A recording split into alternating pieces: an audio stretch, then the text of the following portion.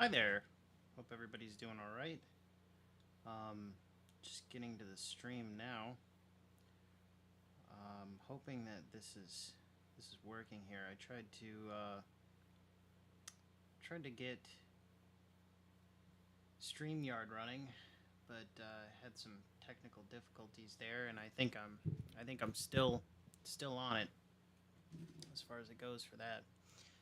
I think I'm still on it. Sorry about the echo there.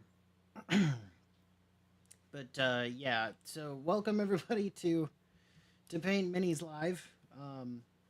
Just trying to get through some hurdles. We're uh, we're still fledgling in our experiences, technical gurus of things, camera and whatnot. Um, so I'll have to give that a shot a little later. I don't know what broke inside a Streamyard or this computer or what, but I guess I'm just gonna have to play it old school with good old OBS and leave out all the little goodies I was hoping to use with Streamyard. All right, now that that's out of the way and we're finally going, I'm gonna get a couple things ready. Well, we take a look at the progress that was already made on our Red Dragon miniature. So if you give me just a moment, I'll get the little twirly wheel going, and we can go ahead and take a look at what we've already done.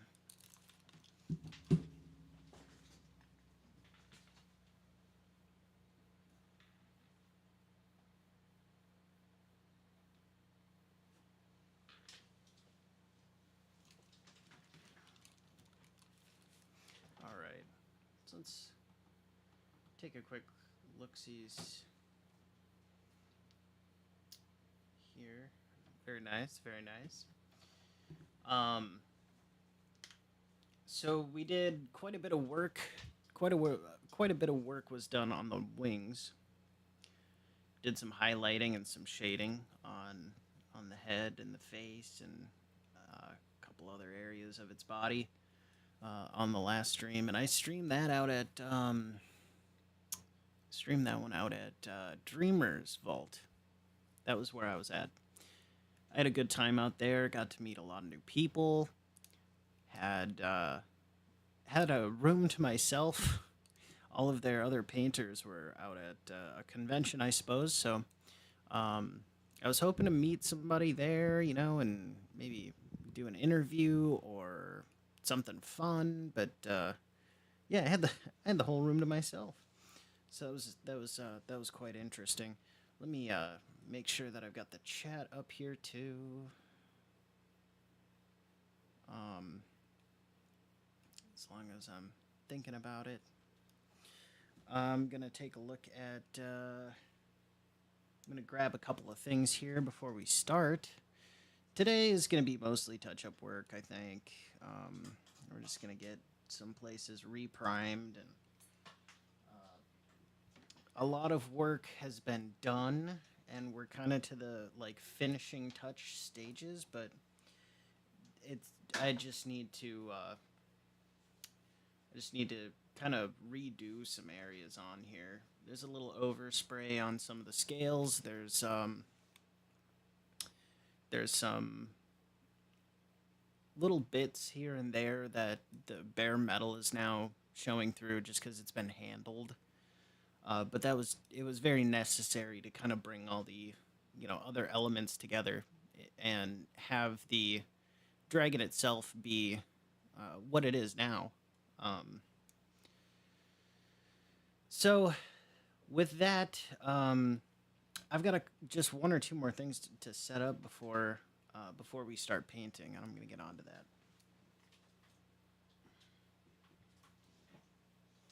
The technical difficulties thing really threw me for a loop before the stream here, so.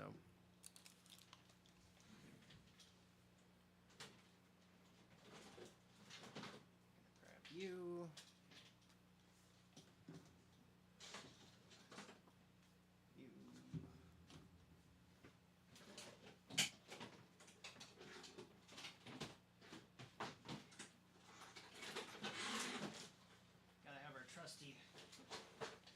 Rusty Paints.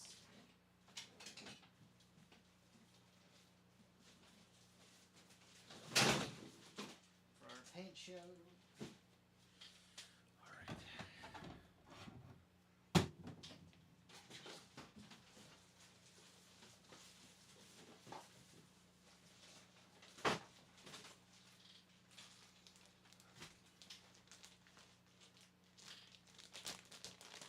So I had most of this stuff was already kind of packed up from when I headed out to Dreamer's Vault, and I had a decent majority of it all ready to go and put back into the studio. There was a couple of things that missed my eye prior to the show starting, and then I kind of got lost in the sauce when it came to getting StreamYard up and running. Something to do with permissions and some other stuff, and I just could not for the life of me get it to turn over and work out for us tonight, which was a little unfortunate. I spent some time setting it up and getting it all ready to go and making it look nice and having some cool stuff so that we could maybe give ourselves a facelift over here at Paint Minis, make it look cool.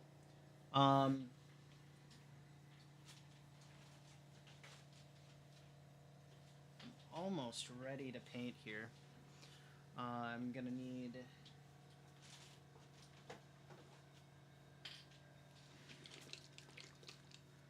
our primer, because we're gonna need some primer to go back over all the metal spots that are now kind of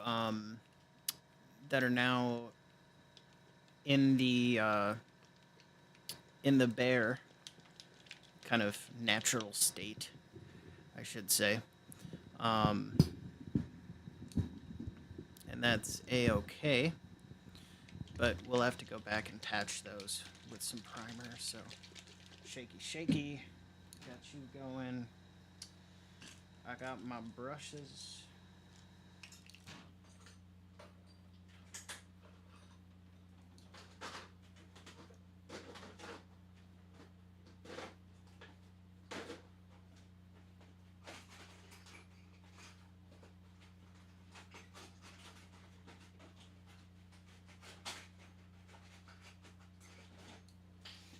I'm just grabbing a brush that I really don't mind messing up because I'm going to be dealing with primer mainly for this.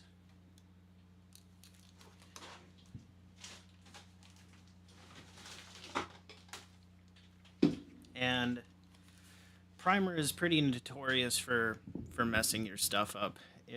I mean, if you run it through an airbrush, you gotta really clean that sucker out once you've got it kind of going in there. So especially with like regular brushes, it'll get kind of gunked up, and that's not great either. And you don't want to put a bunch of paint in your brush and have it get all frayed, which this one I think may already have that problem, so that's what we're going to use that for. My gloves. Let me just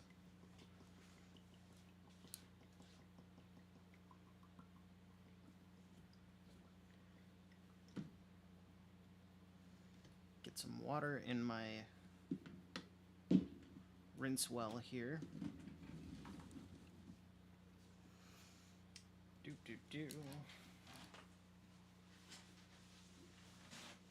So as you can see, the wings themselves got a wash treatment last time.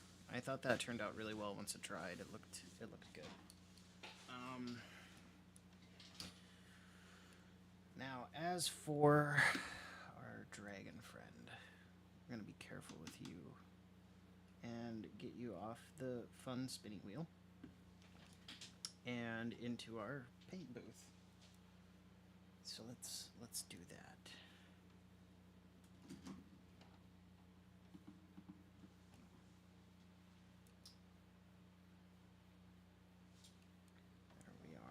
Very nice. Very nice.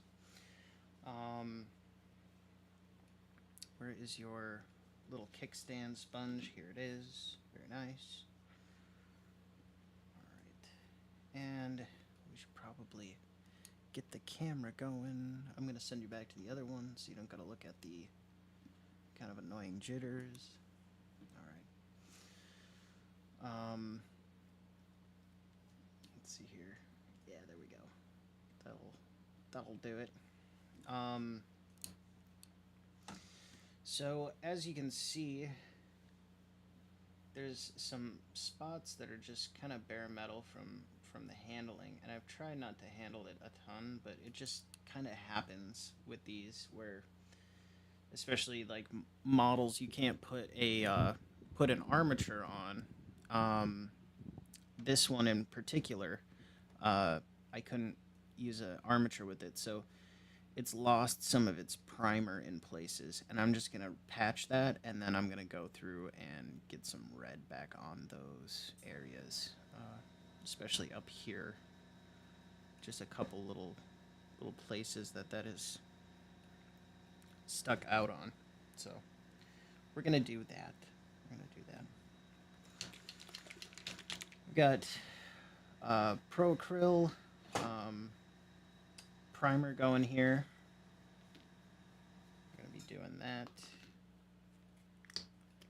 All right. Just a drop or two. We don't need much at all. Gonna get some tunes going.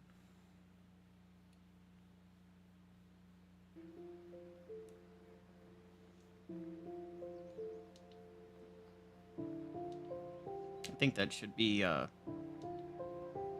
good volume for what we're working with today. All right.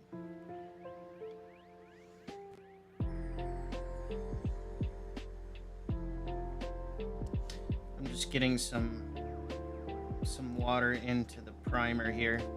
That way I can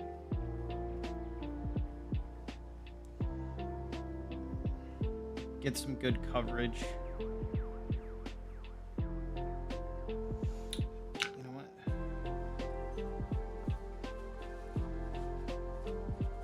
Since we're just working with a brush, I'm gonna grab some gloves here.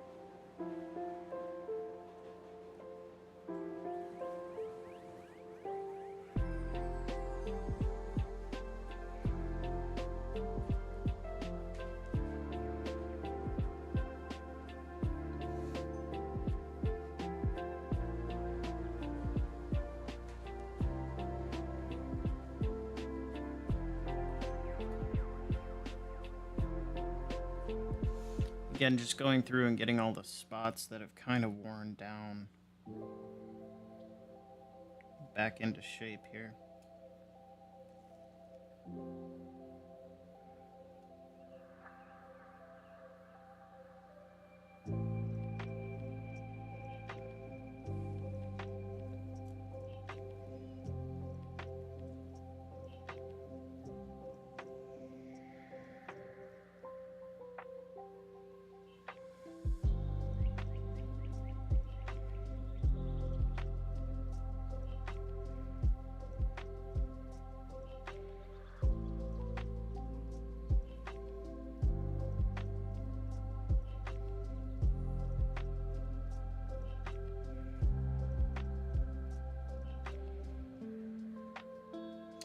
And we'll go through these spots and hit them up with basically the same airbrush procedure as prior. Hi there.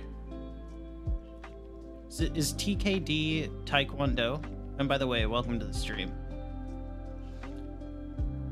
Still at the school. I'm doing well. I'm doing well. I had some technical difficulties going on earlier, trying to get some of the uh, trying to get StreamYard set up, and it just was not having it, and kind of threw me for a loop. But you know what? That's okay. Um, we're up now and we're doing it. There, RPG Grandma, taking some of your advice. All you gotta do is try, right? So that's what we're doing today. We're getting the good old college try. Um, I was really excited too. I had like a lot of cool stuff on that StreamYard thing, and I was really hyped about it. But I'm sure I'll figure it out in the end. Ooh, okay. Well, congratulations on that. That's big. That's really cool. Did you enjoy yourself there, RPG Grandma? I hope you did. That sounds like a lot of fun, though.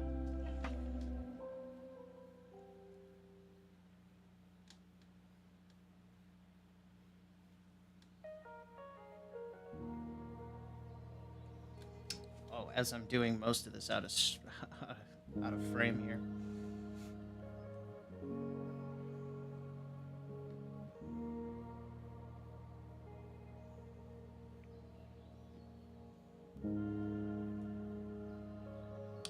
Yeah, yeah.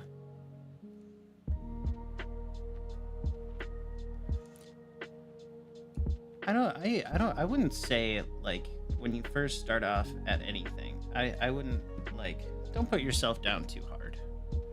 Like it's important to have that mental reality check, but also that, it drives you to want to improve, but I wouldn't be too hard on yourself. You're doing a lot of great things out there, and every day you're doing it is good. It's a good day.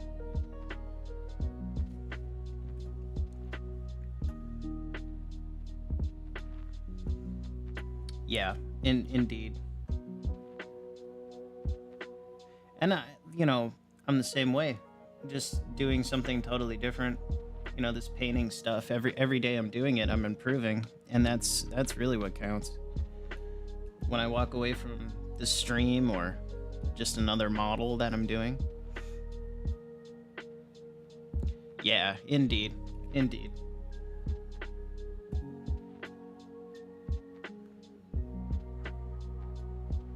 Well, that's really cool. I did tongue sudo. It's not really taekwondo, but I think it's got some kind of equivalent deal going on there between the two. I did that for quite a while as a kid. I did tongue sudo.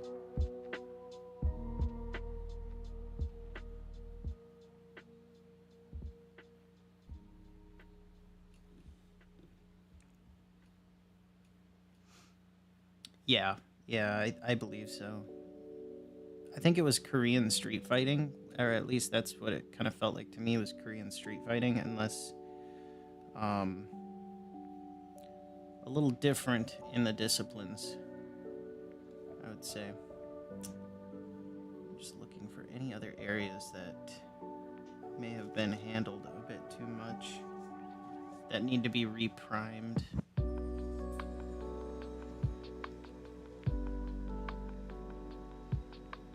A development process and name changing that happened. Okay, alright. Well, that makes sense. That makes a lot of sense.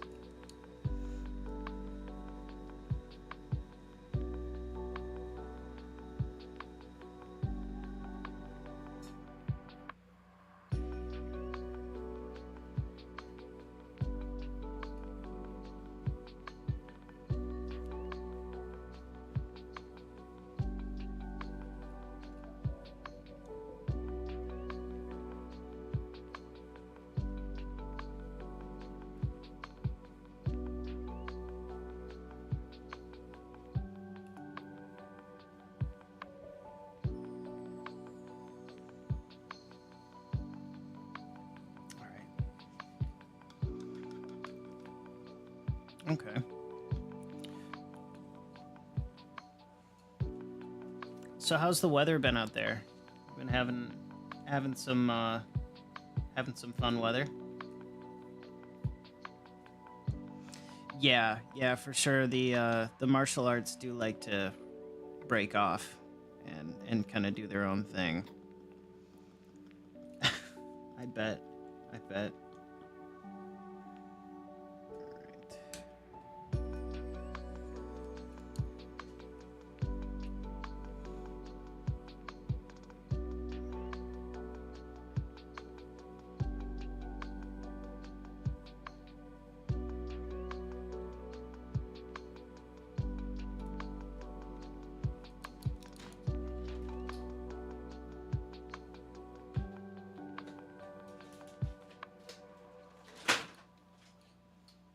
Let's see here. I'm just trying to go and find a way to get this thing to lay down to dry just a little bit. Um, there we go. That'll do it. Oh, really? I mean, is that a thing? Can you just put cookies in the like right on the baking sheet and like bake them? Because that would be pretty mind blowing to me. And have like baked cookies when you come out of work. Yeah, really. Easy bake oven time indeed. Yeah, I hear you. I hear you. Okay. All right. I'm gonna go try and find my my dark red to kind of bring some of these scales back.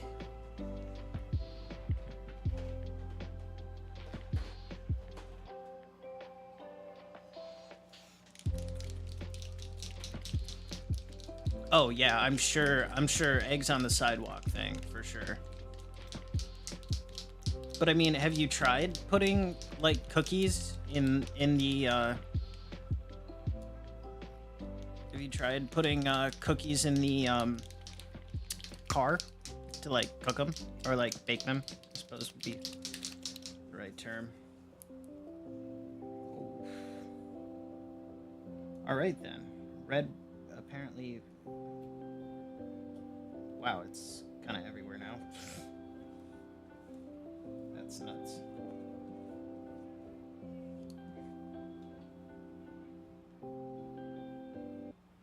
What am I gonna do with myself here?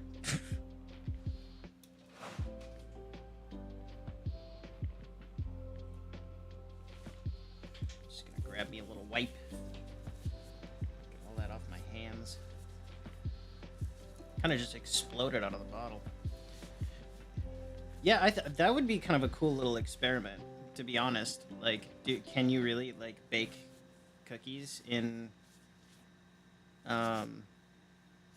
your car? That'd be funny. Let me know how it goes, because I'm very intrigued now, if you can't tell.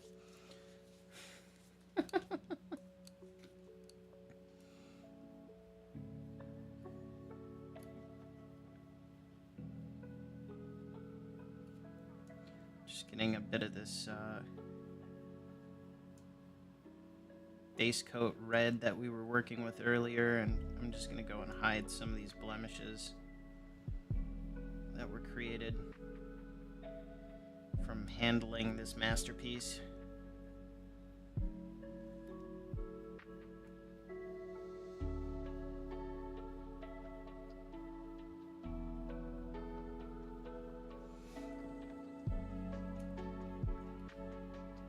Yeah, experiment time indeed.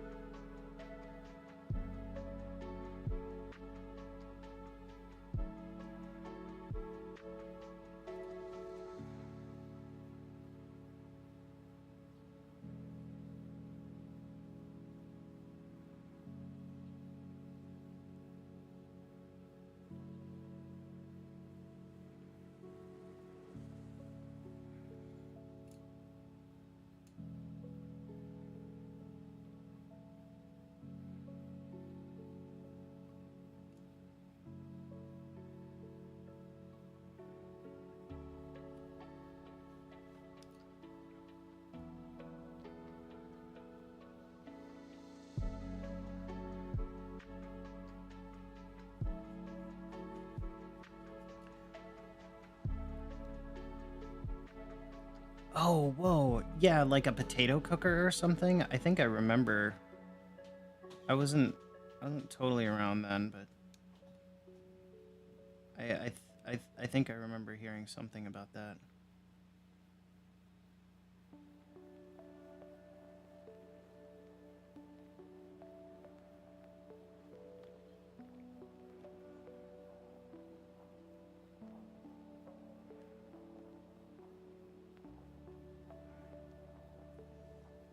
That's pretty nuts.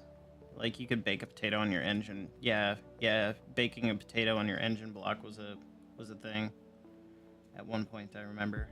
You could bake a potato on your road trip and then have a nice baked potato wherever you were going.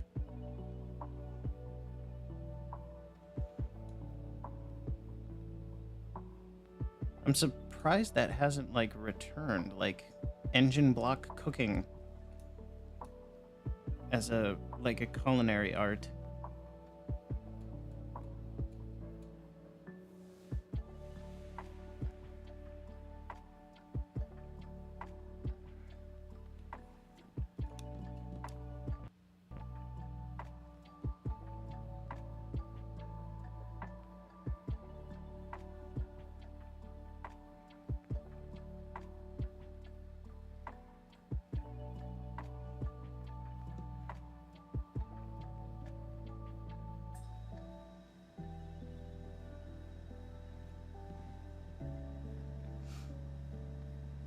Internet challenges we actually need. Yeah, right, right, indeed. Forget the Tide Pods, guys. It's all about like, can you make a lasagna in your engine block? Like during your commute too.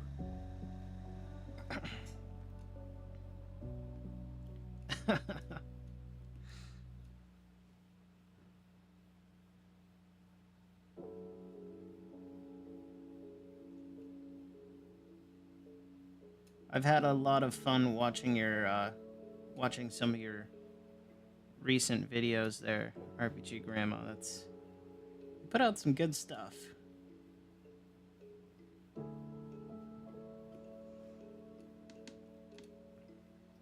Do you have anything on the docket in particular that you could share with us? Any interesting new plans? Right, yeah, for the busy housewife.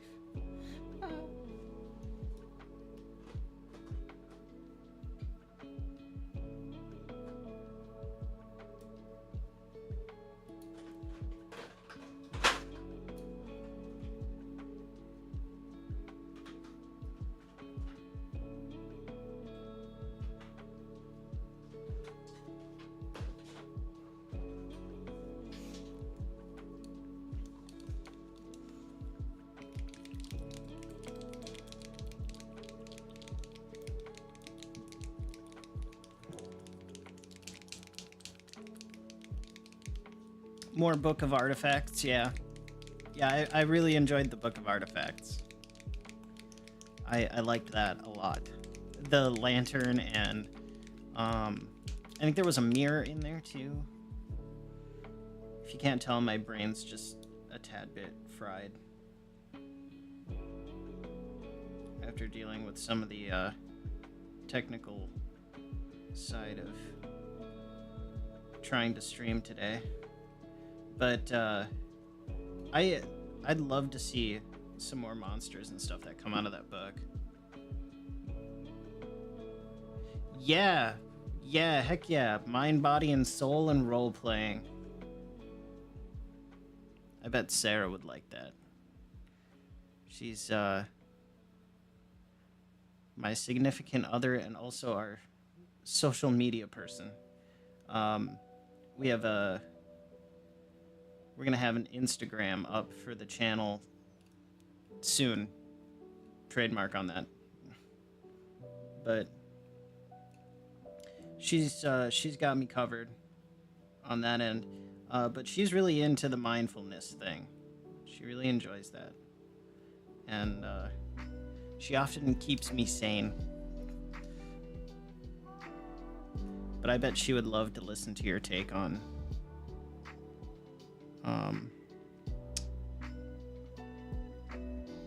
mind, body, and RPGs.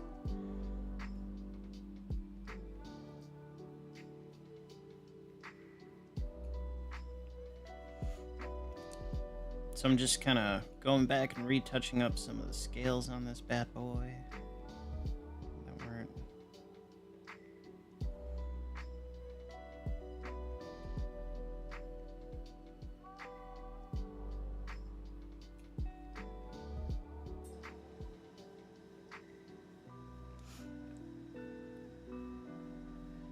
Right, yeah, for sure. If you're not excited about your own game, who's going to be excited about playing it? And that's pretty important. I mean, I think that's why, you know, 40K players are like just war gamers in general. They constantly hype each other up. It's not about you know, whether you win or lose. It's more about like just having fun at the table. But that is a good point. Got to have that heart and soul in it.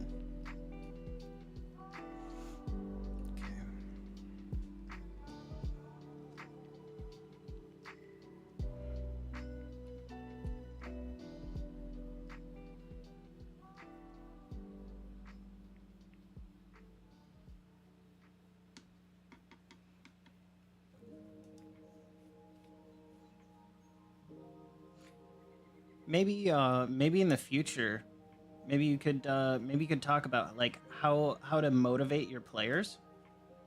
You know, like how to get them out of the sleepy, slumpy 230 feelings at the tabletop. You know, that's always something that I've, you know, kind of tried to strategize in the back of my mind is like if there's a lull going on in the game, you know, what to do about getting everybody rehyped again and excited.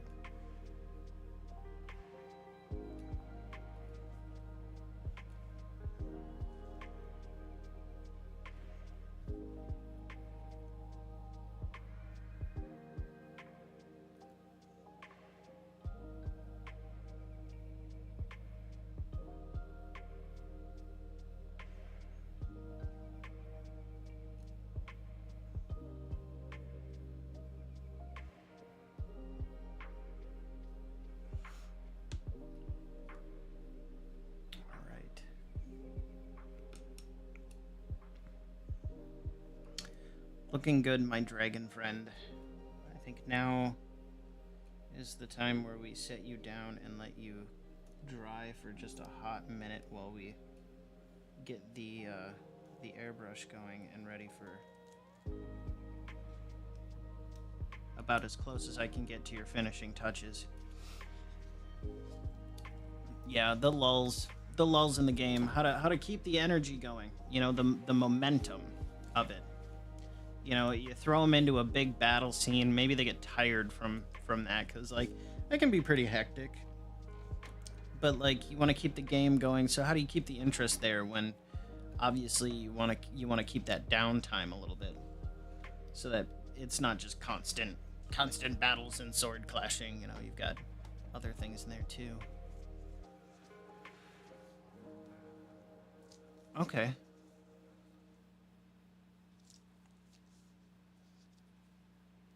Was that one of those ones that you dropped like today? I'm not 100% sure. I watched a couple of your videos, but I think they were a little older than just today. But I know, man, I saw you put out, yeah, yesterday. Okay, that's got it. I don't think I made it to that one in particular, but I'm gonna.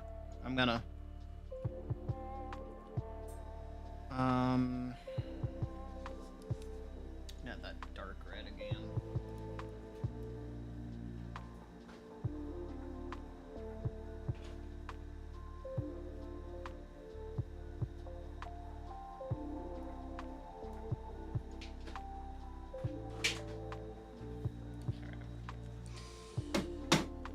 We got our colors.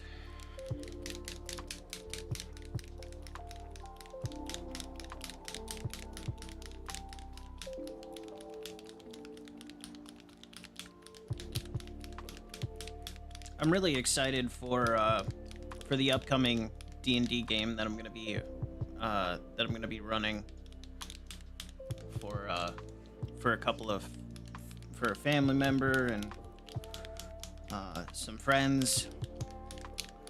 I'm really excited about it, and I think just watching all this RPG stuff is like it spurs on so many good so many good ideas and just like practices and stuff. I can't wait to get them around the tabletop. And well, for us it's going to be a virtual tabletop, but nonetheless get them around the tabletop and start playing, because I've gotten filled by all this good knowledge that's being spread around this community.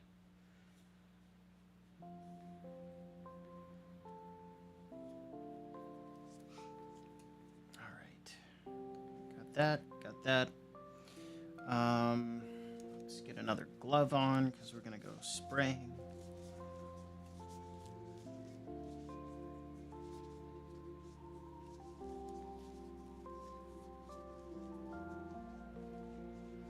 Right. Yeah, for sure. You know, you're dead on.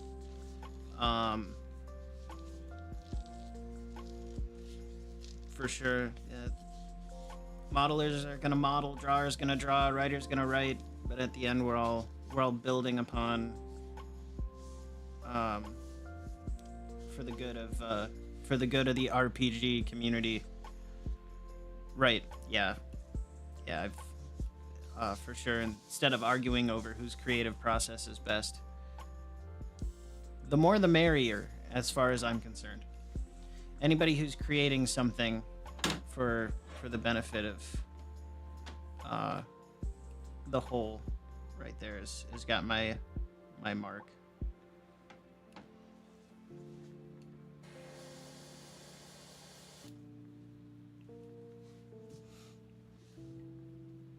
Just getting ye old airbrush set up. And it's nice because, you know, most people generally they're on board with that. You know, they're totally on board with that. I'm gonna get the spray booth going here, and I'm gonna, as the jet turbine picks up, I'm gonna bring the camera over here. I can't wait to figure out a permanent setup for the camera. But this is about as good as it's going to get for now.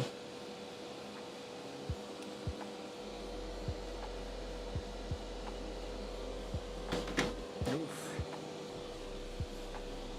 Put you over there.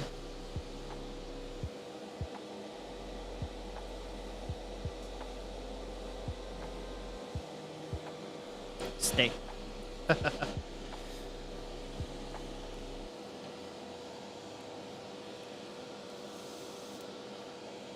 So, did you hear the,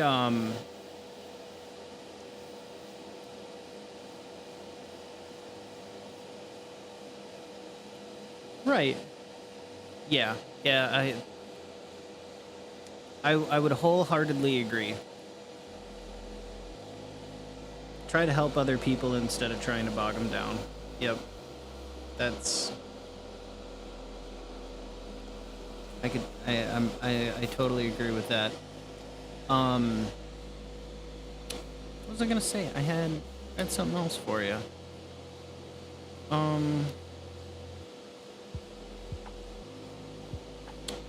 I've got your paints.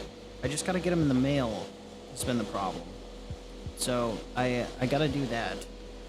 I just haven't been able to get to the post office yet, but I've got them. They should be on their way shortly here. Just been so flippin' busy. Gotta make the time is the hard part.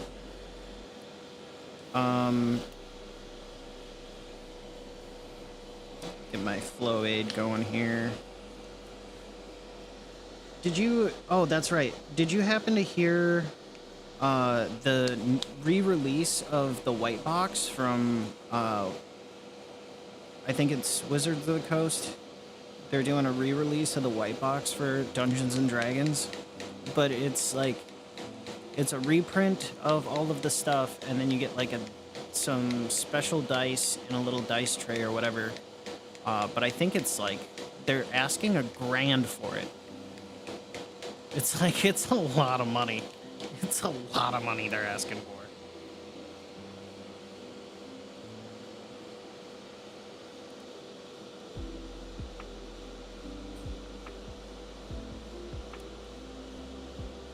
I just can't imagine most of that Dungeons and Dragons following has that kind of capital to dump on. Yeah, 1,000, and they are, in my opinion, they definitely are, because how are they gonna sell that? Like, what? I'm just really confused on what the tactic here is for that set.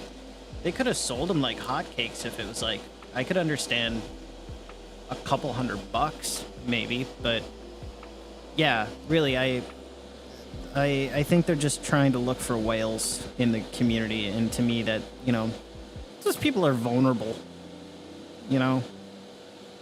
I guess if you have the money to blow and you don't mind it, by all means. I'm not calling you a whale. I'm just saying, like, there definitely are people who have tendencies to shell out cash that they don't necessarily have for a passion, you know? I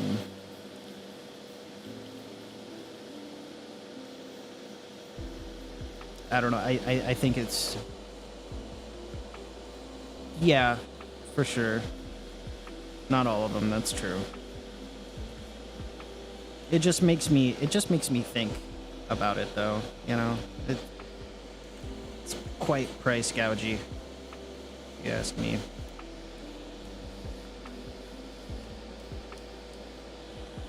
Alright, we're looking good here. So now, since I've just kind of redone all the areas that I've been touching, I'm gonna have to try and do this on the Lazy Susan, or the kind of platter here, and get that up to par.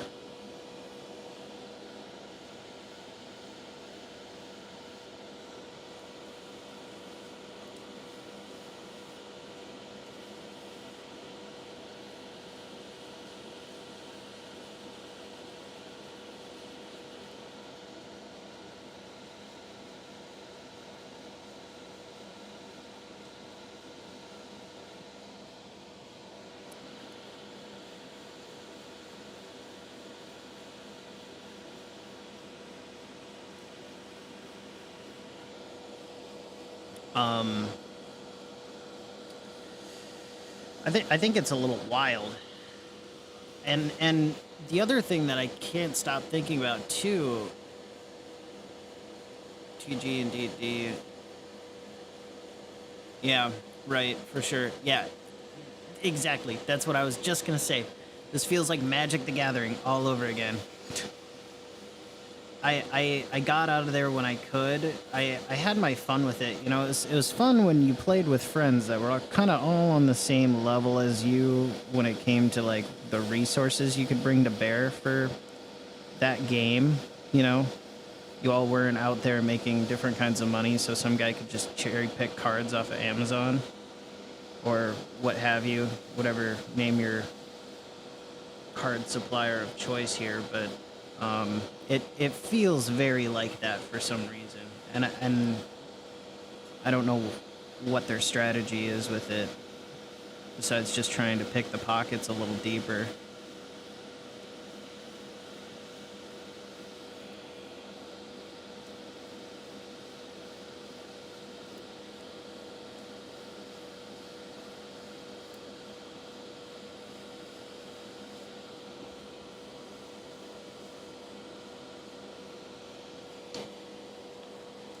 I think I'm going to need a lot more paint than this.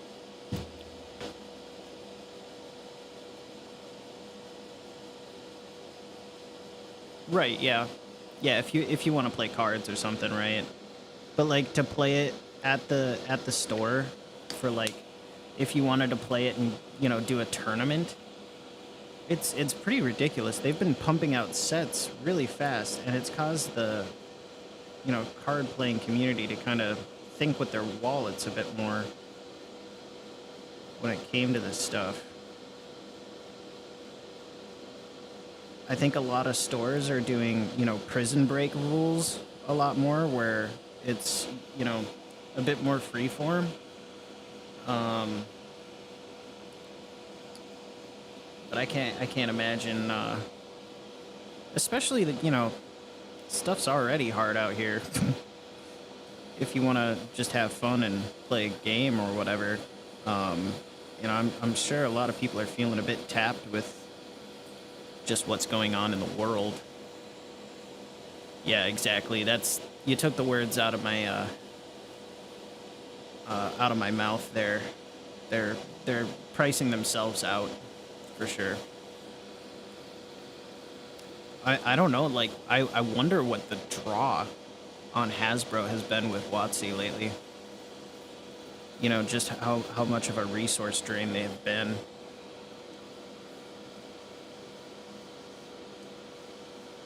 There we go. That's some nice cover and paint.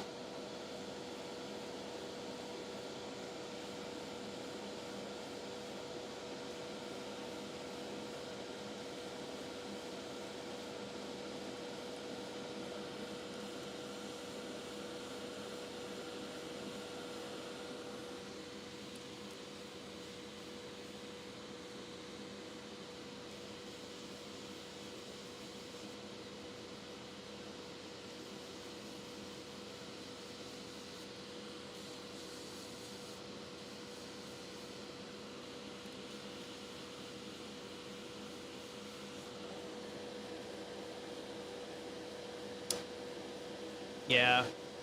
Yep. Yeah, there's a lot of that going around. It's like all over the board. I don't know what these companies are thinking is, why this is a good idea for them to just try and break the wheel. They've got all this good stuff. Disney just acquired Star Wars, and that was cool. Like I thought, oh yeah, Disney, they'll do it justice. Anybody that George Lucas deems appropriate for Star Wars you know, must be up to the mark, right? And then they flopped like that with the movies and the other stuff. Like, man, whew, what a missed opportunity. They even made a hotel, centered around the Star Wars stuff, and it just kind of pooped. Because nobody could afford $5,000 a night or something ridiculous like that. I'm not sure exactly what it was, but I'm pretty sure it was a very high price point that they set for uh, that particular hotel.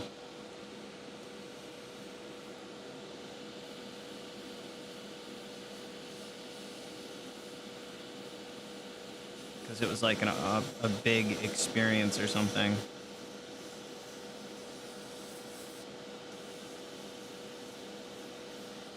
Um, right, yeah.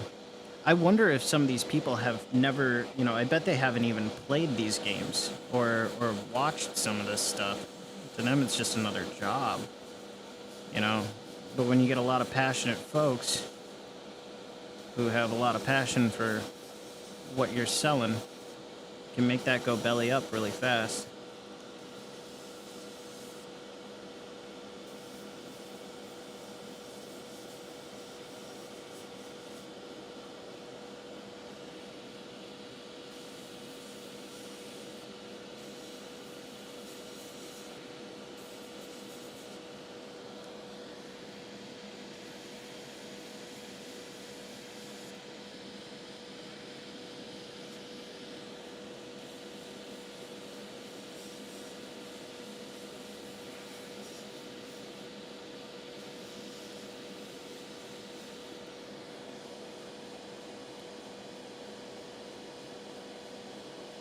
Yeah, yeah, for sure. Trifecta of business blundering. Now that needs to be a title for something. The trifecta of business blunderings. A case study on modern gaming geek culture. I'd pay to see that documentary. It's got to be on Netflix.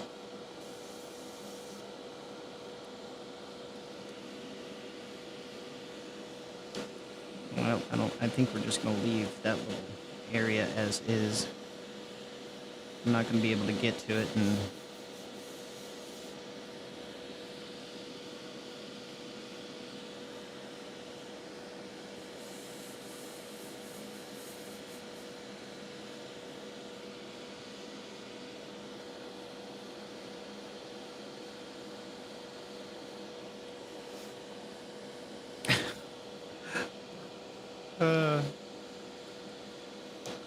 You know, and I see like there's a lot of reboots out there of stuff. You know, there's not really like a ton of like original, um, original stuff that's come out recent in the recent years. You know, anything that's been huge.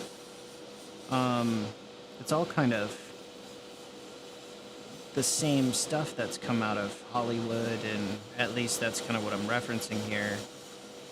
Similar, I suppose, for maybe some of the gaming stuff. It's like a lot of the same stuff, just repackaged a little bit.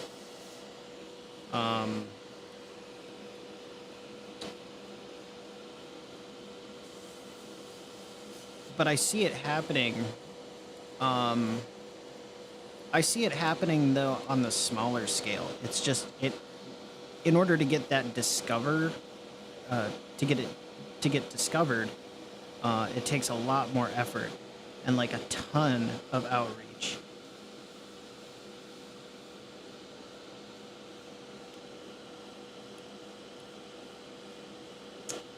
It's not really gonna help me, is it?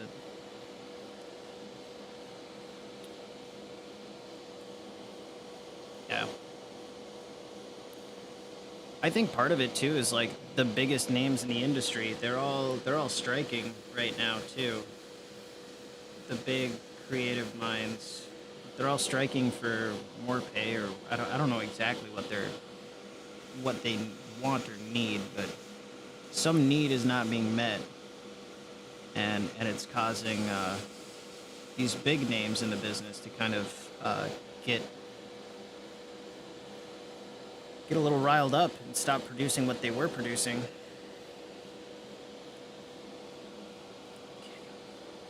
Now, we have some good progress here, but I'm gonna need to make a color change. And you are just wet as snot. If I can get you to just, yeah, there you go. Sit like that.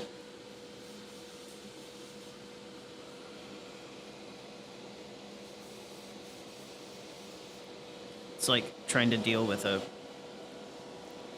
some kind of raptor. It does, but it doesn't want to like hang on to the wood that you're presenting it to just chill on.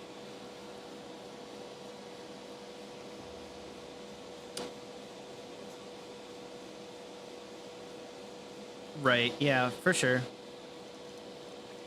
I mean, heck, even like tame shows, Andy Griffith show or whatnot, that's a pretty good case study in that. They found ways to make expletives that weren't expletives, but definitely sounded like expletives.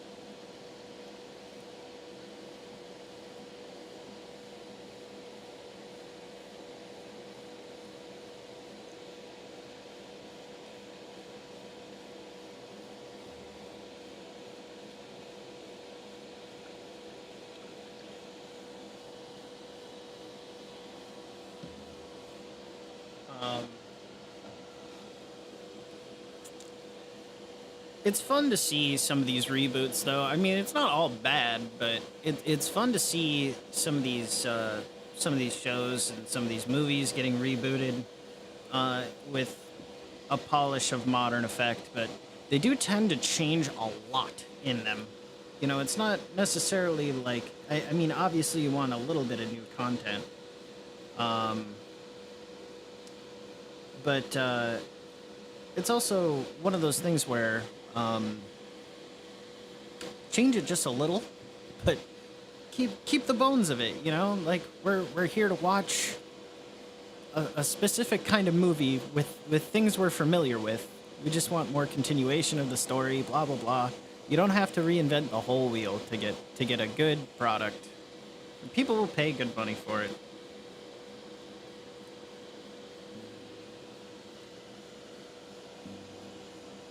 Clever, creative, and colorful. I hope that's in your video, because that's another good that's another good RPG grandmaism. I'm gonna invent a word because I've got the ability to. That's an RPG grandmaism.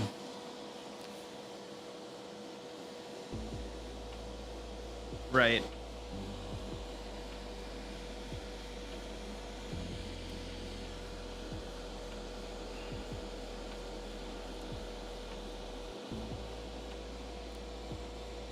All right. Let's get. So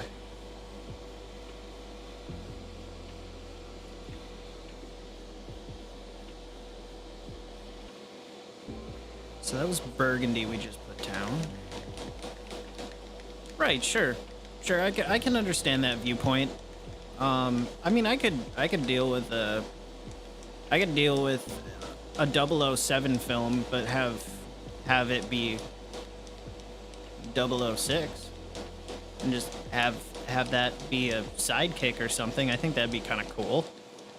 Have a female sidekick and have them like do co-lead the story or whatever. I think that'd be pretty cool. Not just an academia. Yeah, right.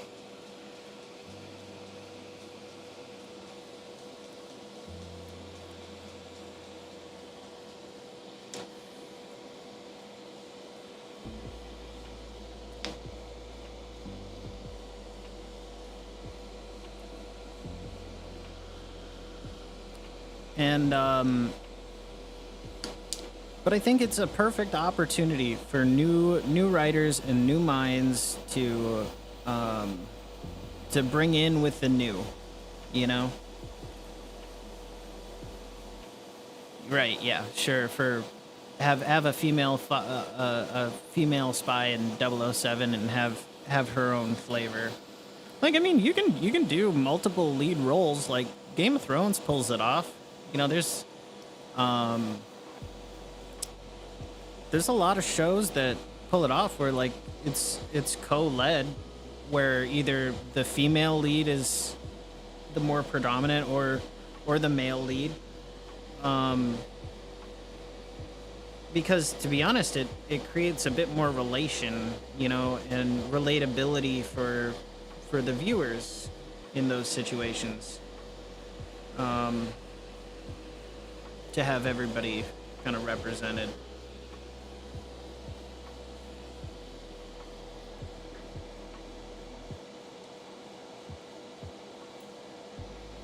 Or whatever have you. I think anybody can be a good actor or actress or something in between. I mean, we practice it at the tabletop. Like we're kind of making some of those moments for ourselves in a way. To be the stars of our own little you know, adventure. We're the stars of it, and it's just a storybook unfolding at the tabletop. I mean, it's funny, like the role playing game community. It's such a large how many talents that can be brought to it. I mean, I guess I'm kind of going in a circle here with the conversation, not really adding anything new, but you know, it's just it still amazes me. You know, you have actors and, like you said, writers, drawers, model painters. I mean, heck, even like if you can imagine even people who work in like event organizing, the logistical ability of trying to get 6 tables of Dungeons and Dragons in a little convention center or whatever organized so that they can all play and have a good time and cycle through folks at a convention or something. The logistics of dealing with that is kind of insane, and it takes a special person to do that. But then when I'd also consider them part of the hobby.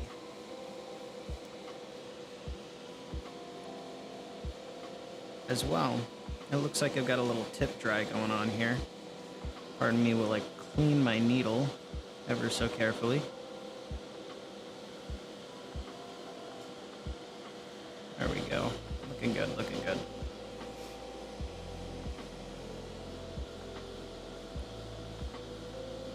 And you know what the best part is? Is that it's all like good, clean fun. It's all good, clean fun.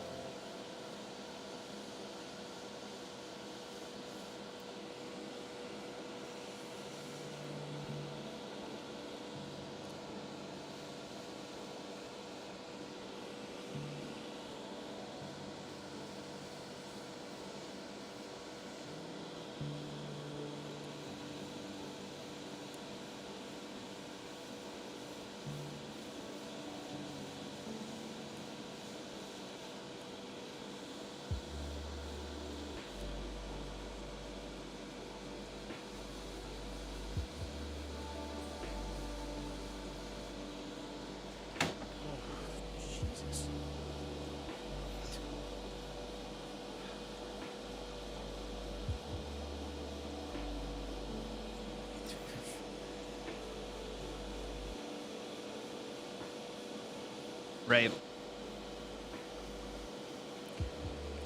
The way that I liken it is just to, it's something just a little bit better than, well, it's a lot more better in all actuality. Something better than just sitting on the couch eating potato chips. And,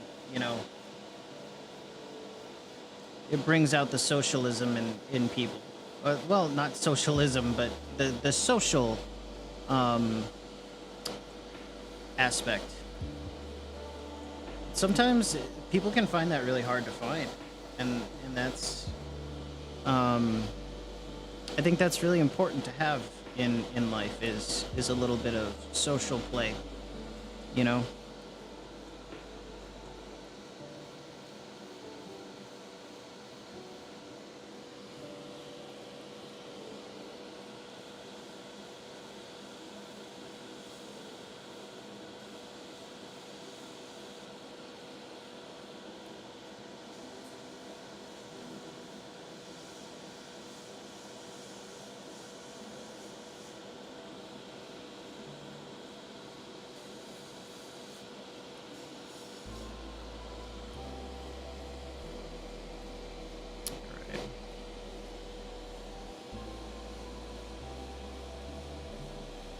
Right. Yeah. And that's here's another point to bring up too. Video games and the gamification of Dungeons and Dragons, or some of these other role-playing games, or even 40K as a tabletop game, and the gamification of that. Yeah, I mean it can be a mental exercise. I've played lots of games that get me really thinking and problem solving and other things, but it's just there's not a lot of imagination work. It feels more logical. You know what I mean? It doesn't bring out the I want a plant. Ooh, pardon me. I want a blue plant that looks like a palm tree, and drawing that out for my players to see, or what have you. I get some of that, in games you can, some games you can do that, but it doesn't really, it's not the same as trying to picture that in your mind's eye and really stretching your creative brain muscles in there.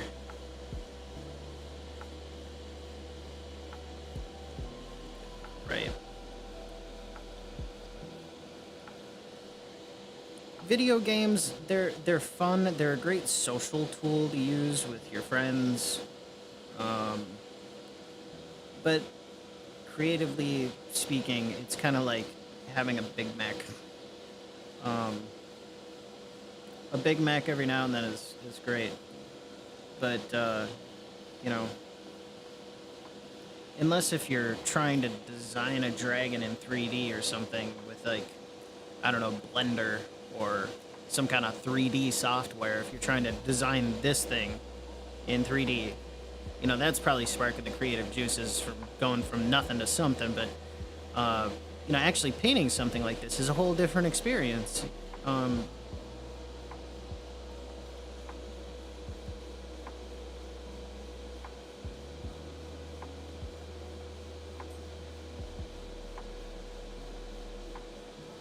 Right. The what do I call it? It's like playing telephone game, like the telephone game. Especially with other people, when you can uh, all work together on an idea. Yeah, for sure.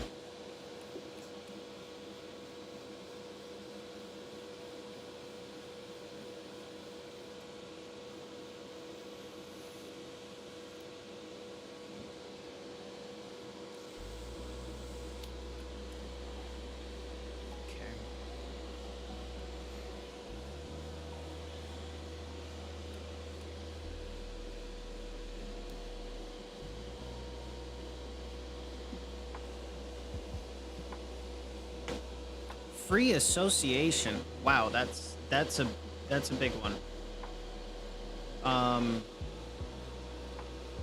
Would you care to elaborate on free association?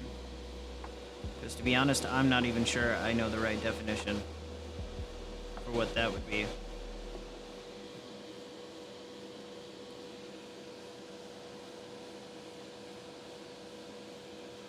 Like, I mean, I guess, yeah, like, logically, you could break that apart. Free and association. You're freely associating with other people, freely giving and taking, I suppose, if you were to break that down, but I'm not sure what the exact definition of that is.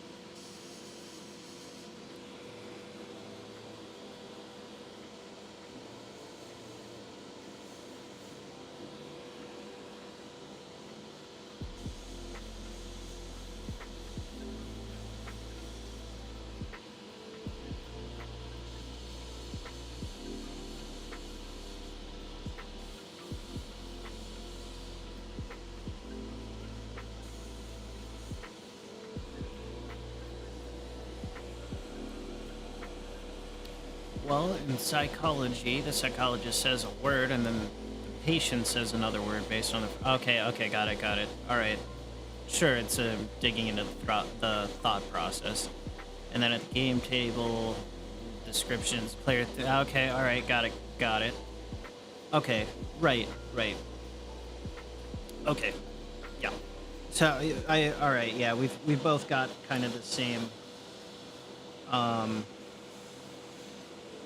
Some of the same ideas going here. Got it.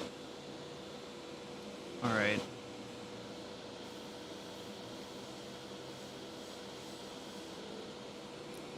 And that makes a lot of sense too.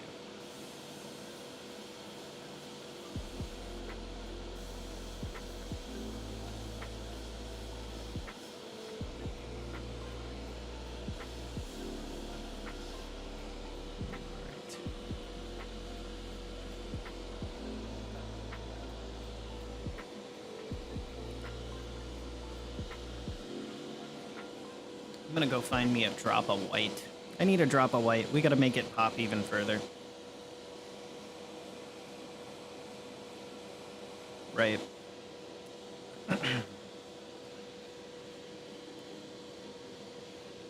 I guess you could, I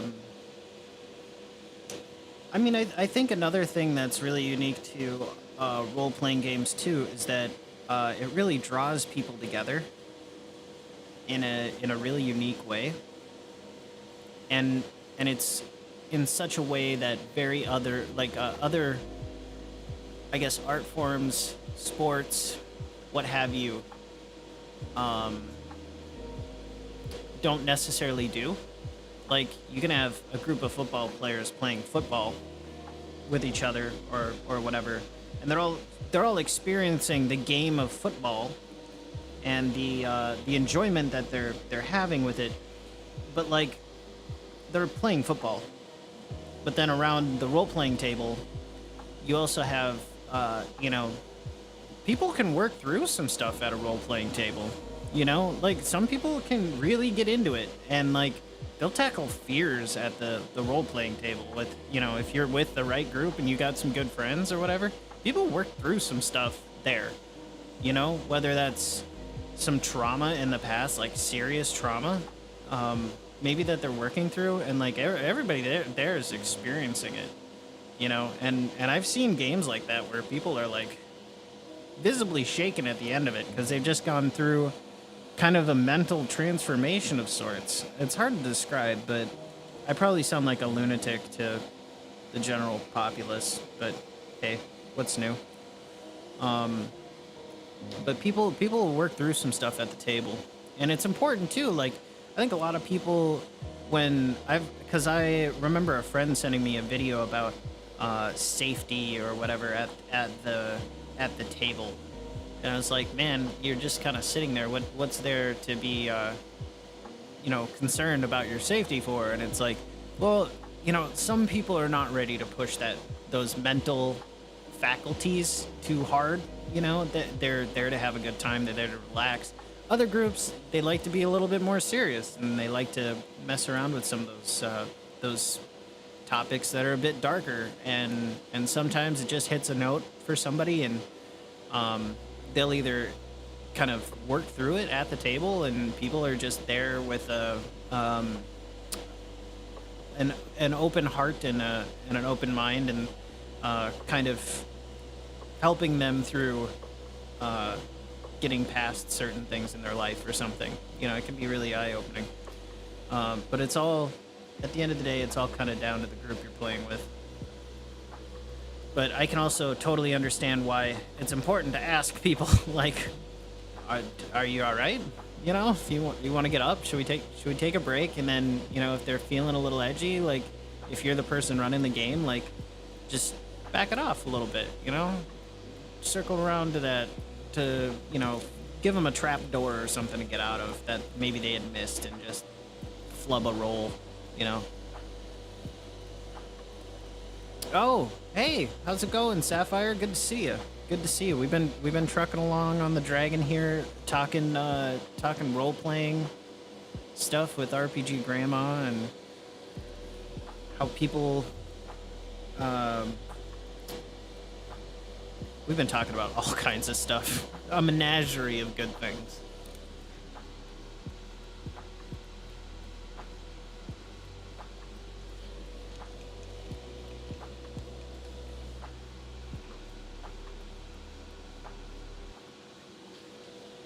I'm gonna see if I can't add some orange to this red to brighten it up. I'm just gonna use a couple drops as a highlight on this dragon. Hey, how's it going, Todd? Thanks for coming.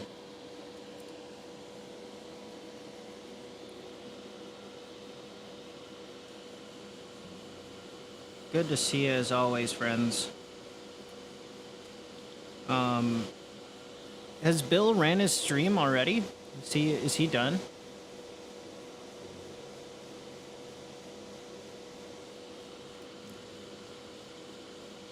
And yes, yeah. Yeah, I can get with that too. Yeah, a good game master will feel out their group.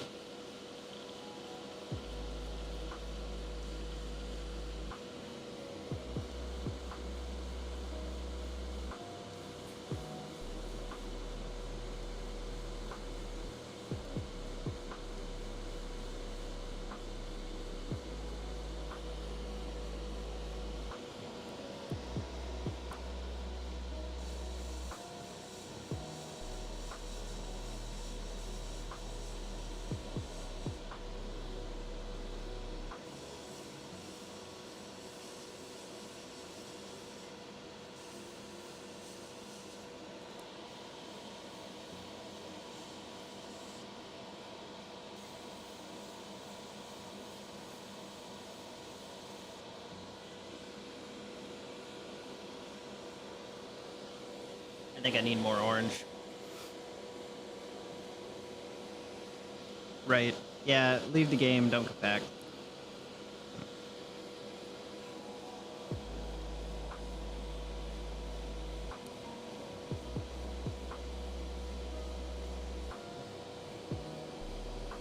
Oh. Well, thanks for letting me know there, Sapphire. I appreciate it.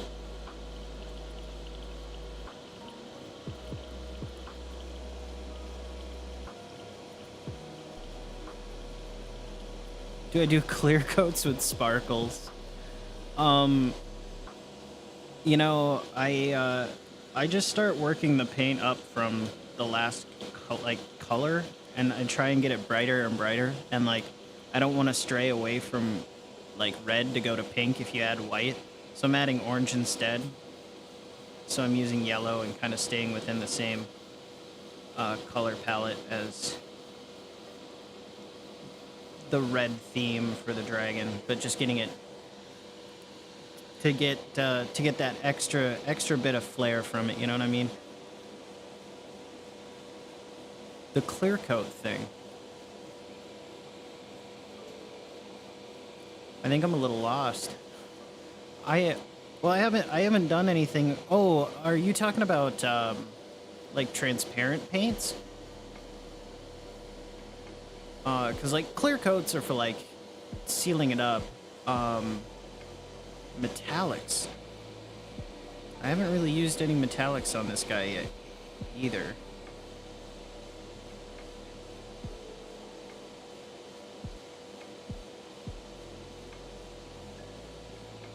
In my hand, this is where I spray the paint to see, like, this was the red I was using previously right here, and I just, in order to see what the next color is gonna do over it, I just spray it right onto my hand. So I guess we could do like a little.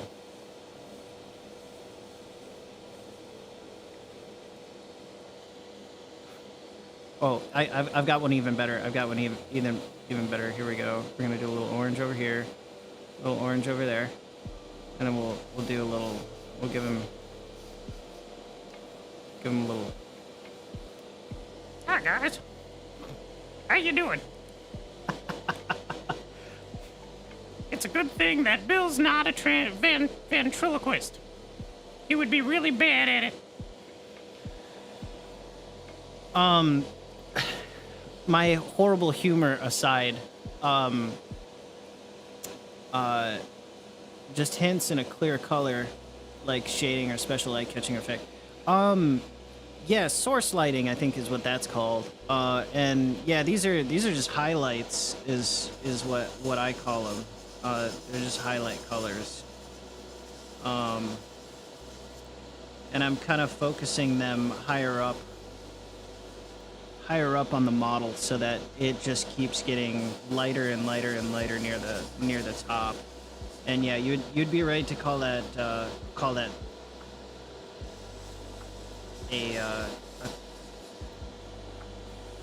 well, it's a highlight, but clear coats are like, usually it's a varnish that you put over the model. And that was the terminology that I've heard. So to me, that's what a clear coat is. There's also transparent paints, and those kind of have their own property of changing hues in various ways.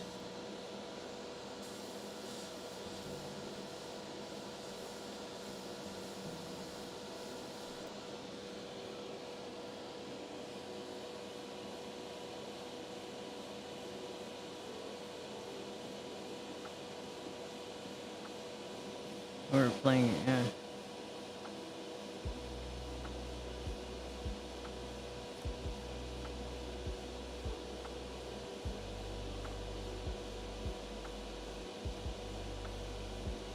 Um,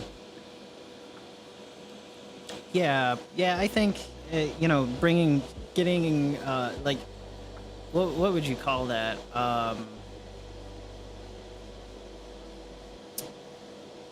The I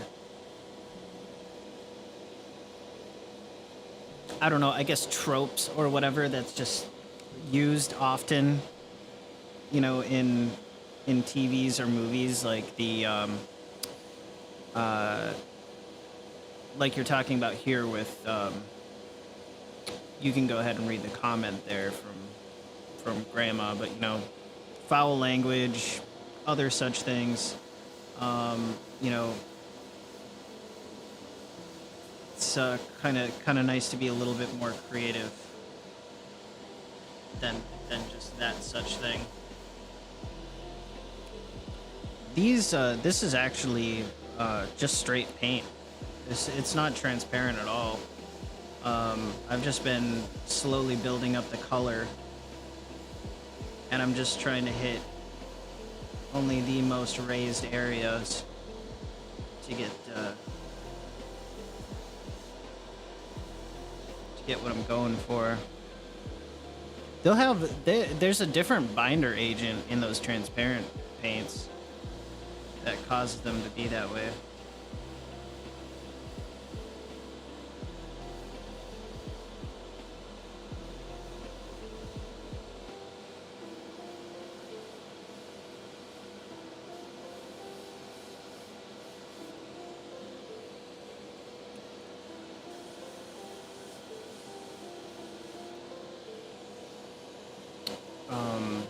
Inks are really fun to work with. I enjoy working with inks.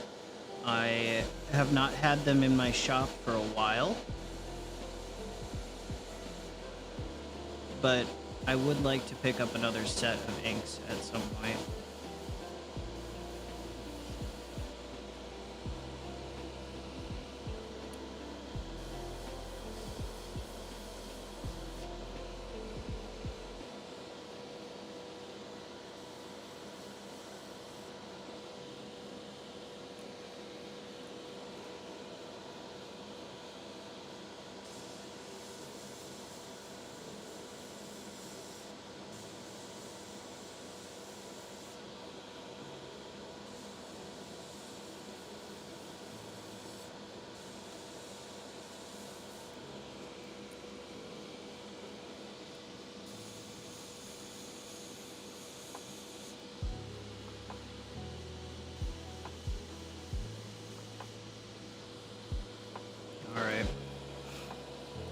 Well, I think we're getting pretty close to the finished product here, folks. I mean, I'm thinking at this point it's just brush painting in some of these spots.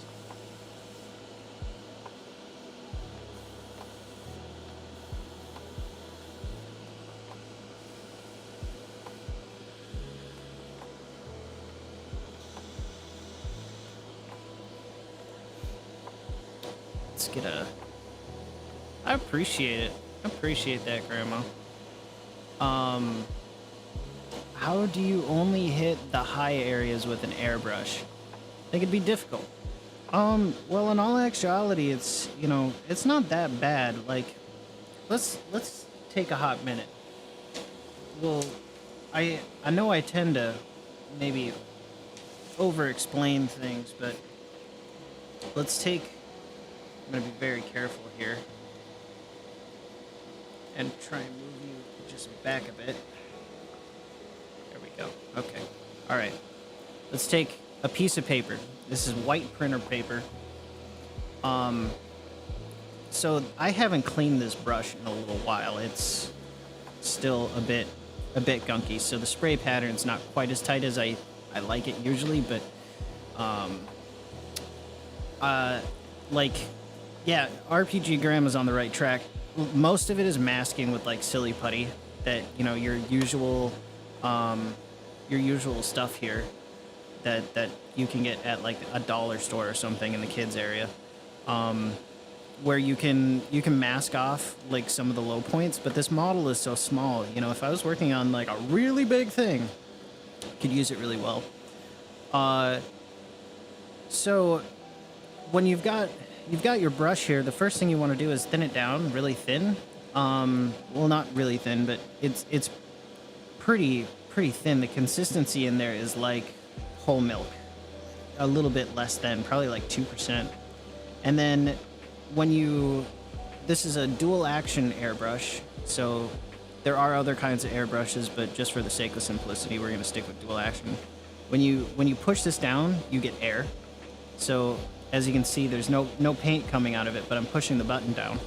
When I pull back on it, though, it brings a needle in here that's in a very tight groove, or like a very tight tunnel. Brings that needle back and paint sprays out. And if you've got enough fine motor control, or like this one has an adjustable little chuck on it, that when you pull that chuck in, you can only make it go, the needle, it'll only pull the needle back so far before it hits this stop. And that's really nice for doing like fine detail work. And if you watch here, I'll do some lines for you on this piece of paper so you can get an idea. So I'm gonna pull back just a really small amount of paint on here. And it also depends on like your how close you are to the object too. So if you're really close up to the object, you can get really fine lines.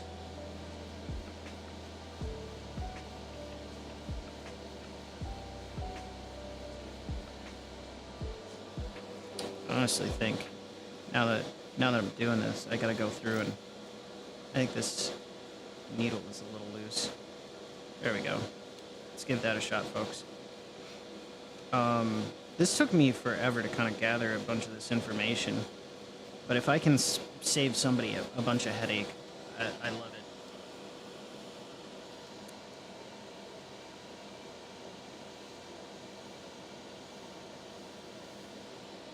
So if you see just how thin some of these lines get, and again, this is running through kind of a dirtier airbrush, you can get very, I mean, I'm basically right on top of that paper, and I'm spraying lines that are very thin, all the way out to, if I take and push down on the chuck of it, I can bring that all the way out and get a very wide spray pattern out of the airbrush.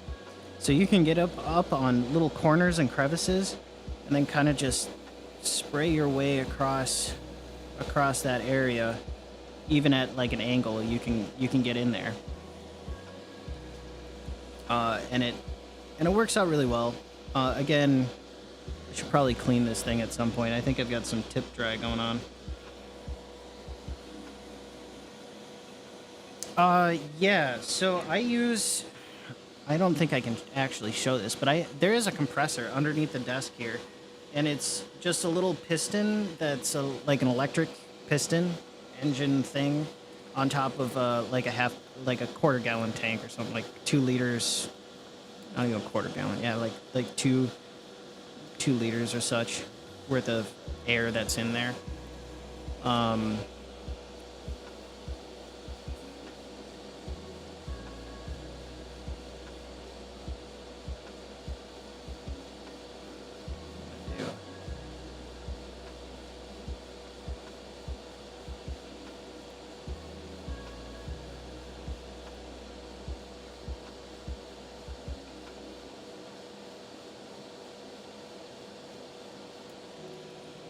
There you go. Heart Paint Minis Live.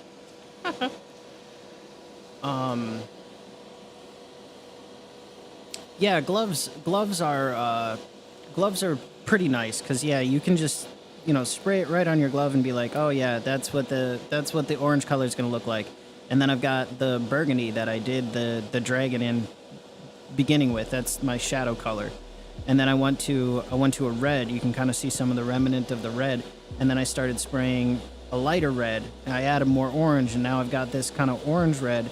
And as I see how many layers I need to build that up, I can tell, I can get really transparent with it and be like, oh yeah, I just want it to be like a transitional effect on there, or I want it to be a totally solid color. And what's happening is just the paint is so atomized out of this thing that when it hits the model, it's you get the effect that you found on your glove, basically. And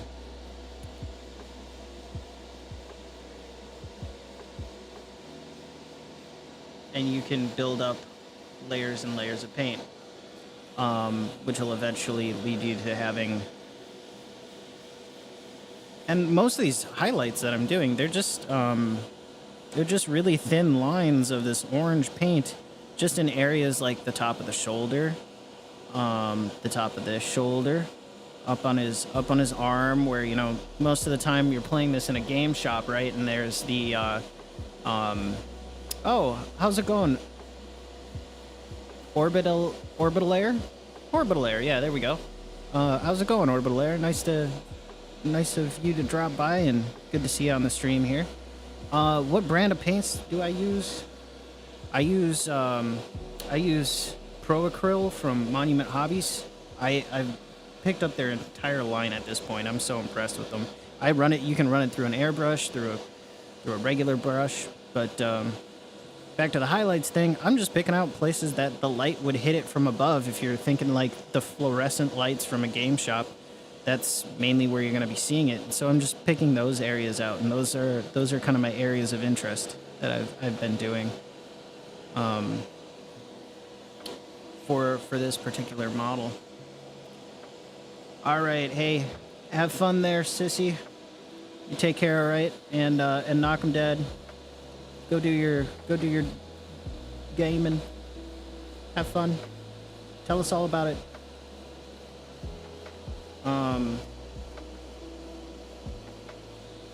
Are you into painting models too there, Orbital Air? We got some creatives in here. RPG Grandma's a gamer. We're all talking Dungeons and Dragons and mini painting in this little corner of the world. Are you?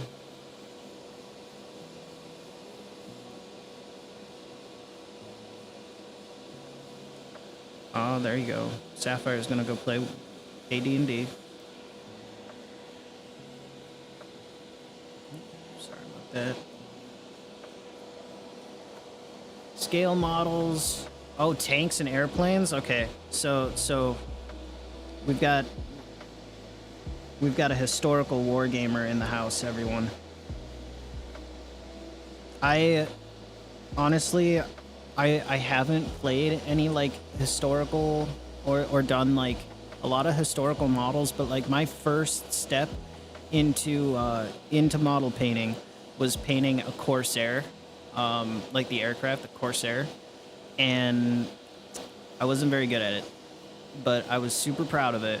And what got me into it was my grandfather had all these model planes, and it was all these planes that he had saw during World War II. He was an air traffic controller, and he would build model kits of the planes that he saw over there in Okinawa, was where he was stationed. So that was where I got my first model kit through him, and it was a Corsair. Did that guy up, and then I eventually found some wargaming later on. But that's really cool. Do you happen to have a favorite model you've painted up, like one that you really hang your hat on? Also, good to see a Dungeon Minister.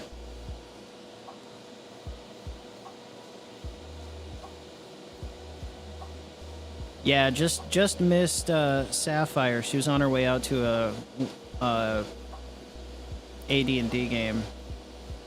Just left. F4J Phantom 2. That's a pretty aircraft. Pretty iconic one too. Randy Cunningham. Okay. All right. I can get with it. Well, say thanks for coming in. It's always good to see a new face. I hope you like what you see. I'll probably end up doing some other kinds of models here in the future too, and I do want to try my hand at doing like a King Tiger tank. I thought that would always be kind of cool to do a big tank like that.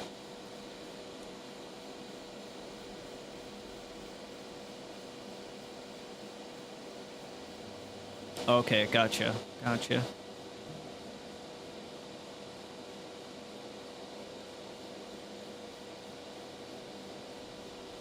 Ooh, T90 in green and blue.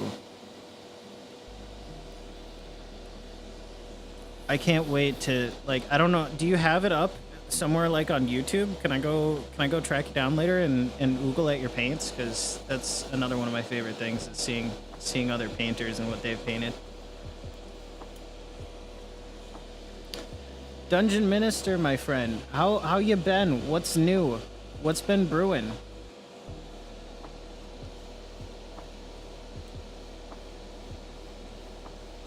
Is Honeywood Part 2 around the corner soon? Fingers crossed.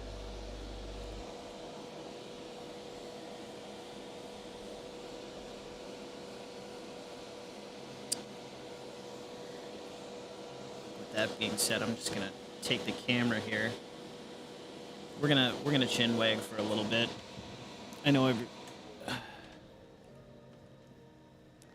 my creative juices are a little tapped. Well, at least until this layer dries off, and then we can go back to painting the Grenadier Red Dragon from our friends at the Dungeon Delver, Mr. Bill Sylvie.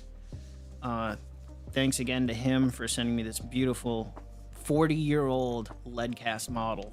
It's been so much fun to paint this dragon. I think he's calling it what is it? It's not Amaranth, that's a band. It's something similar. I keep forgetting it.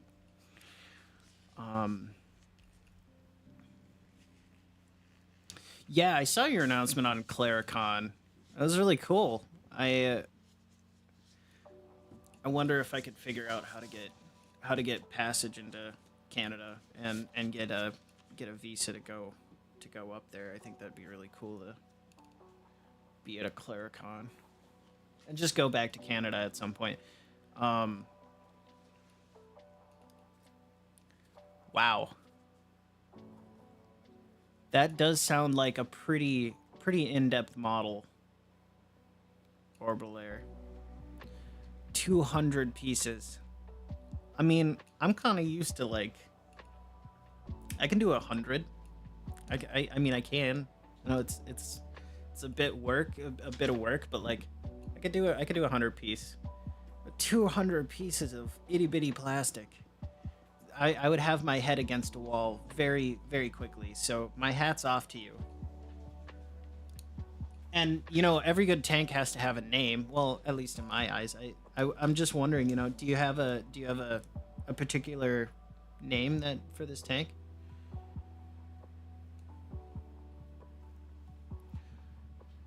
Okay. You don't need a visa to get in there anymore, huh? Shows you how long it's been since I've been to Canada.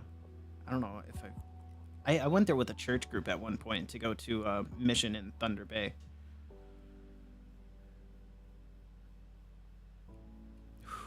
Wow. Oh, hey, give Bubba Dog some pets for me there, Tonka Todd. Gotta love Bubba Dog.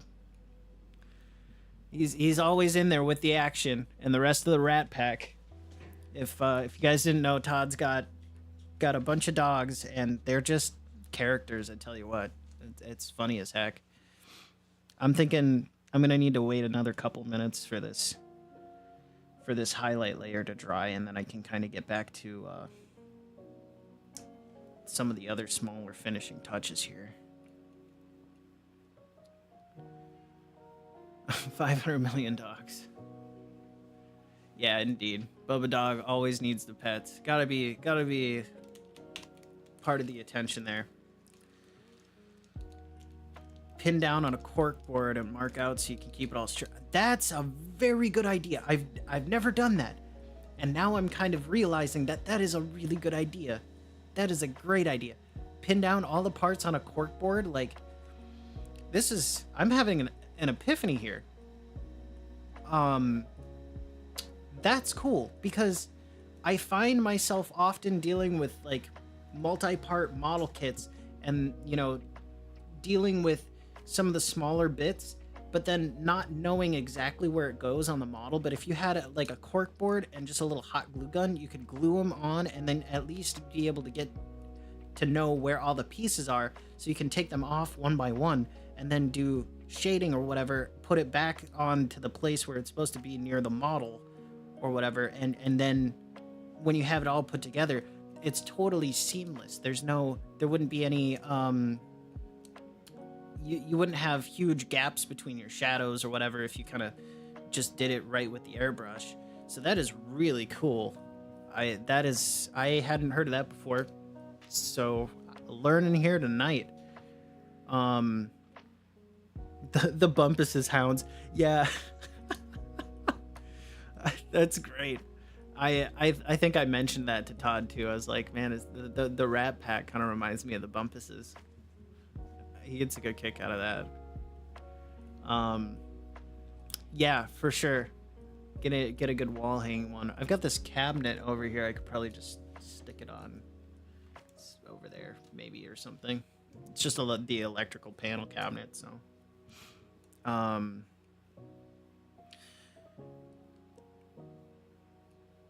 oh, so your dad was a model builder too. That's cool. Did you ever take time and, you know, build a kit together? Do something fun like that?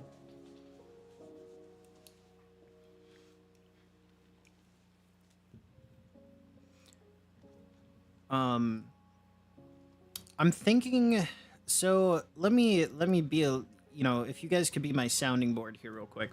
I've got some projects in the work that are, you know, probably for the next, I would say the next month or two that I'm going to be working on. I'm going to be doing, and a lot of them are still a little bit behind the scenes stuff. I think, well, say Dungeon Minister. Do your boys tune in to Paint Minis? If so, I wouldn't recommend it. I tend to talk Sailor now and then. Just in case, on the off chance they check in here every now and then. Because I think I'll probably end up painting. I'm gonna send Dungeon Minister like some 30 skeleton warriors that I've got getting custom printed for me, because I don't have my printer set up yet.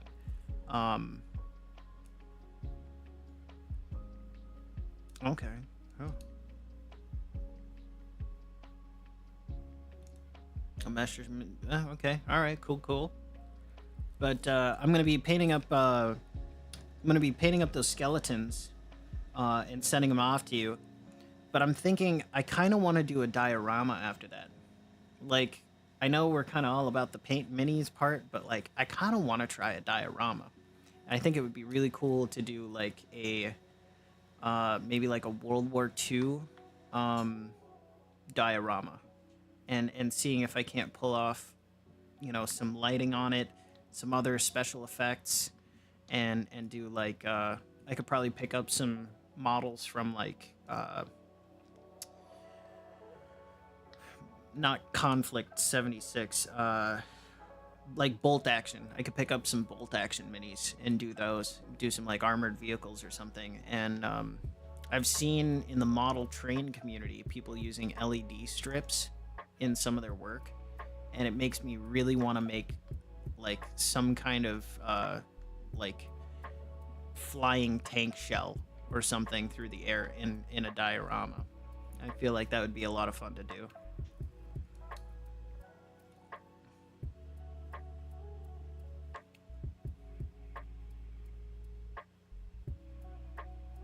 Okay, all right.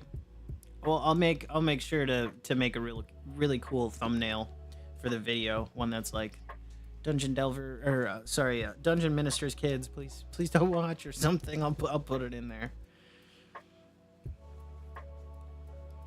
But if you guys would be interested, I'll put that on the books then to do a scale World War II diorama. Figure out how to do that. There's a lot of really good diorama makers out there. I'm nowhere near as good, but I'll give it my full attempt, just like I am here.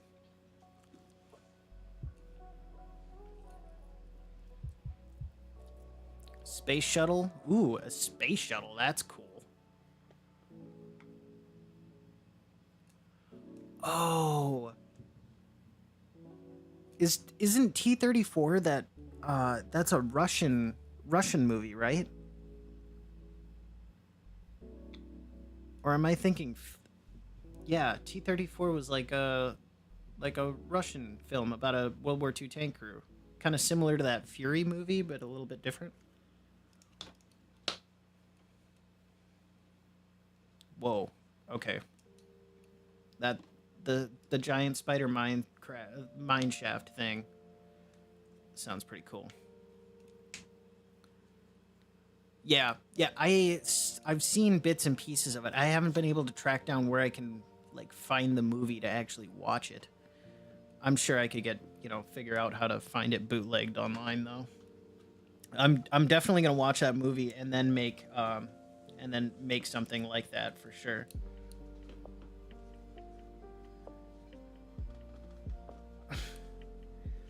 Well, thanks guys. I appreciate it. I try to stay, I tend to be pretty humble, but I really appreciate the compliments. It's taken me a long time to kind of get where I am, and I know I'm not the best either, but I really appreciate the compliments. I got a lot more growing to do, and you know what? It just keeps getting better and better the more I keep doing it. Yeah, the shell send scenes in T-34 are really good. I especially like when they're fighting close quarters with the I think it's a Tiger tank.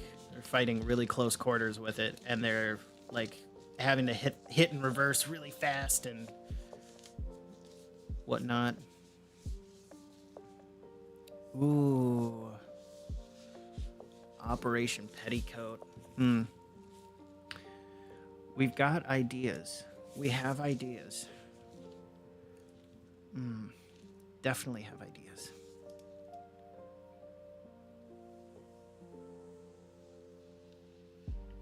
I mean, like, you could, if you did a sub, like, I wouldn't I don't think I could just be happy with just making a sub, you know?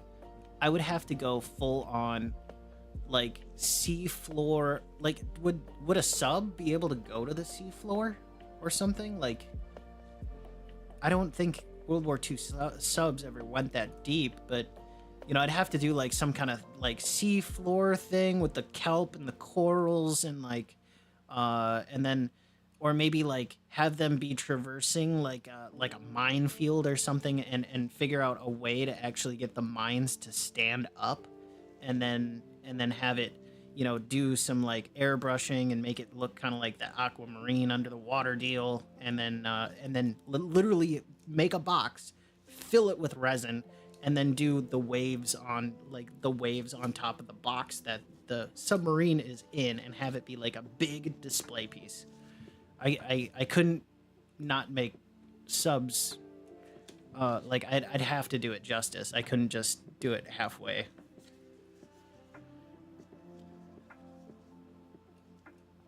The pink sub where the okay, right. Yeah, subs equal a lot of resin pouring for sure. That would probably be like what like $100 worth of resin probably for a nice brick of resin. I mean, I've heard of resin costs being up through the roof recently. You know, everything's going up and up and up.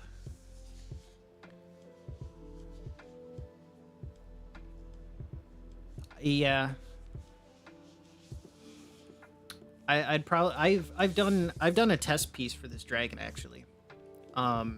That I went out and got a different dragon model and tried out some various techniques. And man, I am having like, there we go, get out of there, having a bad hair day. But I think I would probably do a test piece prior to doing that, just to do the, you know, undo the kinks. I'd probably have to figure out a way to like degas the resin, like putting it in a vacuum chamber or something too would be a little difficult. But I'm thinking in the future, because I, you know, some of this streaming stuff kind of will add up over time. I'm kind of thinking about opening a web shop, and as I do some of these projects, just plopping them on the web shop for people if they want them, and just having them hang out in there at some point. And if somebody wants to take it home and it can find a good home, maybe you could foster a mini from Paint Minis if you'd like. You know, pick it up from the web store and give it a good home. Sci-fi diorama. Giant ants. Ooh. I had a friend who ran an RPG game. It was I think it ran under the name Apocalypse or something like that. And it was a D6 system. And one of the books in there was a module specifically about like giant ants and the apocalypse of like somehow ants have gotten like a million times larger, and they're basically the size of like large, like English Mastiff dogs, like really big ants. And it's just the apocalypse via ant. But I loved the idea of it. It was crazy. It was great. Giant ants. You know what? Let's take two ideas and put them together. I'll put this on the side because I'm gonna need to get some supplies together. But I could, once I get my printer up and running officially, taking bolt action minis and having them be overrun by ants. I think that would be cool. And then do the ants in various sizes. Maybe coming out of some kind of like German laboratory or something. And then having like the lab lights in the lab or whatever, have it be set into a hill, so I don't have to actually make a big thing out of it, but like have it set into a faux hill, and then have the door there where the lab is, have it just have like a little red blinky light on it. The ants are crawling through, you know, trying to get over each other and stuff, and then the bolt action models are shooting their rifles at the ants. That could be cool too. Yeah, yeah, yeah. Um, good ideas. I gotta come plug the peanut gallery more often. Not that you're the peanut gallery, but the chat I should say. Uh, I know there's some streams that like to call it the peanut gallery, but please throw them away. Throw them at me. All the good ideas, because we could do some really cool stuff on this channel, and bring in some really interesting minis to paint. Speaking of painting minis, I should probably start painting again because that's kind of what we're here for. I think I'm gonna touch up the claws on this bad boy because I have not done so yet. There's like a barb on the tail that I kind of just based it. I'm not sure. I don't think I'm gonna do anything really crazy with that. I think it's just gonna kind of be red. Yeah, I don't want to go too far out of the color scheme, but anyways, yeah, we're gonna get the claws painted up here. Give me just a moment to settle myself here. Oh yeah, styrofoam. We do like insulation foam and then cut it out, make it look all rocky. I've got some plaster cast molds that I used for terrain building back in the day of like rock faces and stuff. So I'll cast some of those in plaster, do up the whole, paint up the whole plaster rock thing. We could do like, you know, the flocking. We could flock it up. We could do, you know, shrubs. That like it would be like a terrain thing. It would be a model painting thing, and it would be like if you need to use this terrain technique for your basing.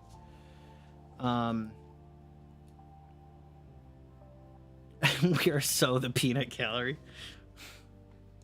Well, you know what? You guys are the most loved peanut gallery.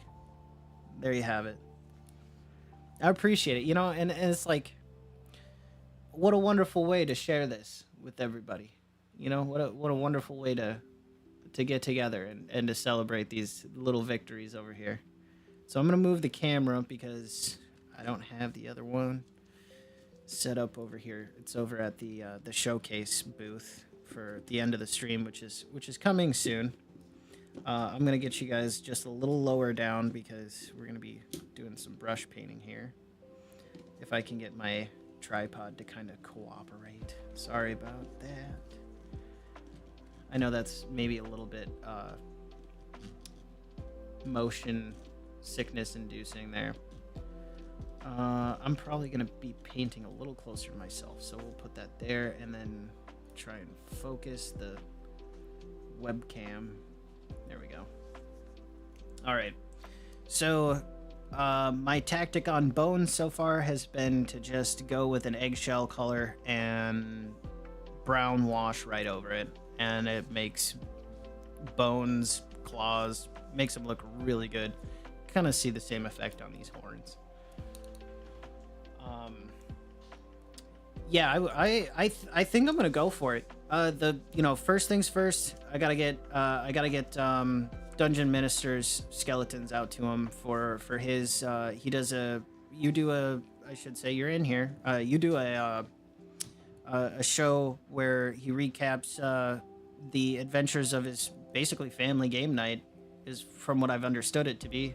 It's a family game night that they're playing Dungeons and Dragons, and he recaps them, and he does a great job at putting little effects in there and stuff, and it's very entertaining. And RPG Grandma has all the words to the wise on AD&D stuff, or just role playing stuff in general. She's great to go watch and decompress.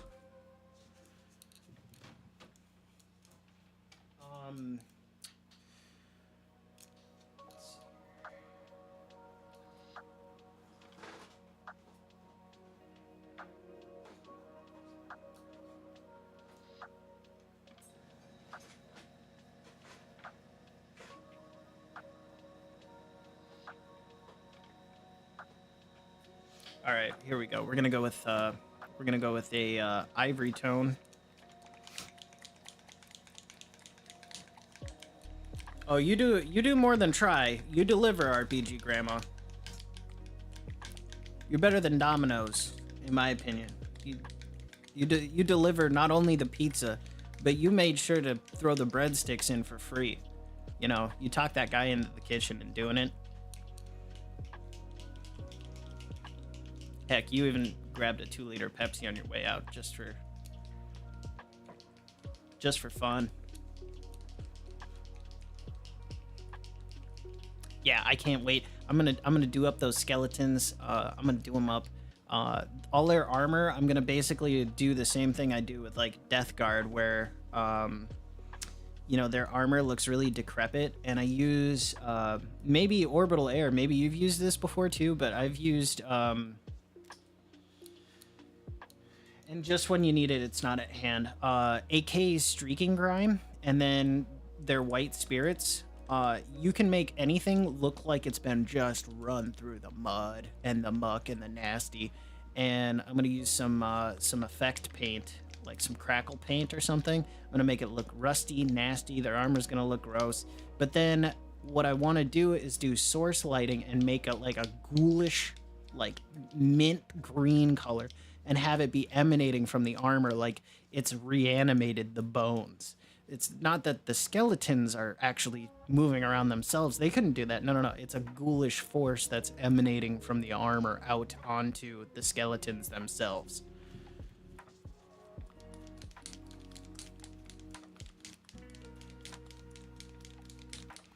Also, I had a really good laugh at your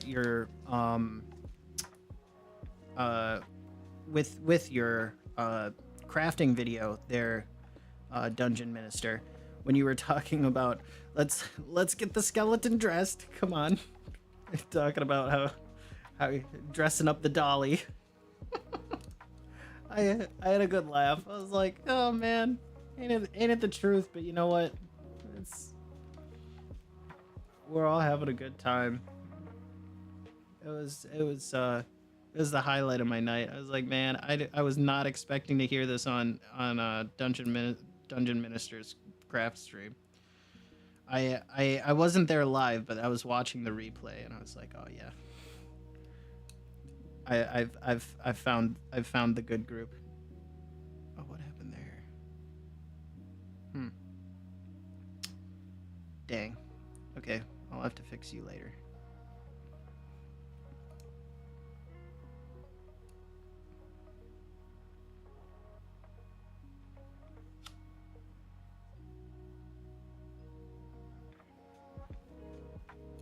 I'm giving it the pedicure. I'm giving it the white nail pedicure.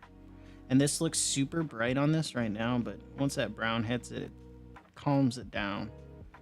Gives it that nice dragon toenail look to it. But we're giving it the dragon pedicure, so to speak.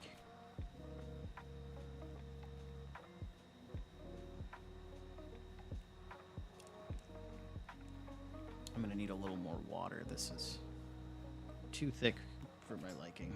We need a bit more fluid in here to grease the wheel, so to speak. There we go. We're getting there.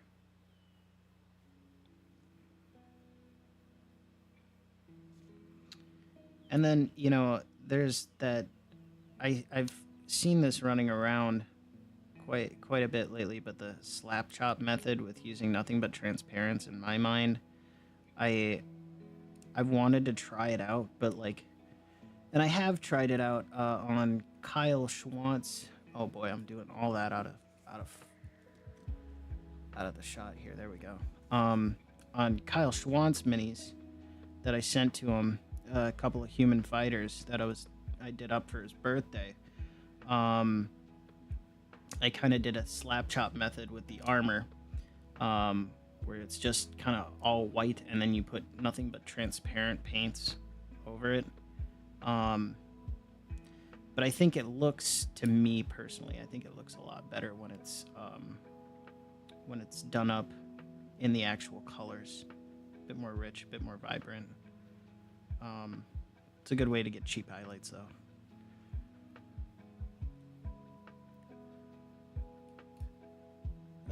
There's a fine line between serious hobby and playing with dolls and action figures.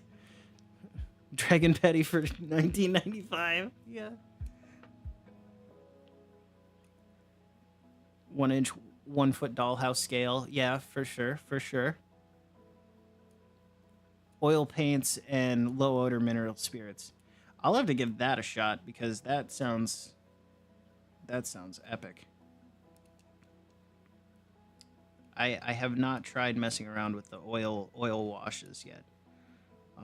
But I guess I have with the streaking grime, but I'm just not quite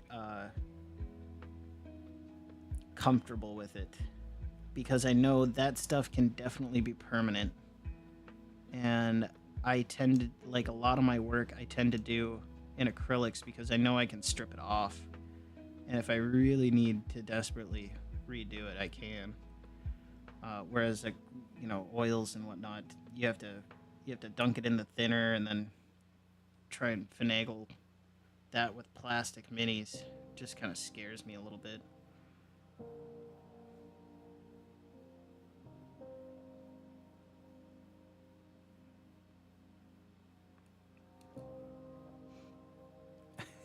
Ed came up with crazy ideas from that. From the dragon pedicure chat. Is that what you were talking about there, RPG Grandma? I mean, essentially, that's what it's getting.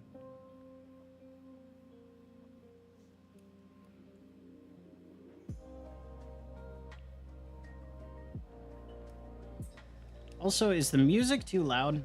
I tend to try and keep some background music going because sometimes I'll stop mid-sentence and really have to focus in to make sure I'm keeping the paint where it needs to go. But I'm just wondering is it too quiet, too loud, just right?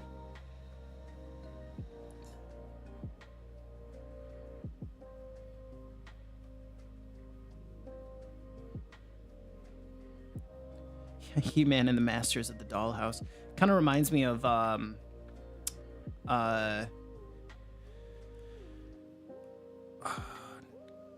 Indian in the Cupboard, that movie. That's what that reminds me of right off the bat. Indian in the Cupboard, or there was another one where there was like the cat guy. I don't think it was He-Man. But there was a movie out a while back about some toys that had somehow gotten military hardware chips tossed in them at a toy company, and they came to life and started taking over people's houses and stuff.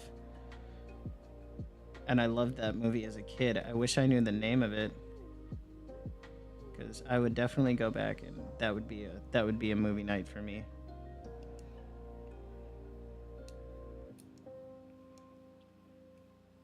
So as you can see, we're very much so trucking on our way there to the end of the Claw project here.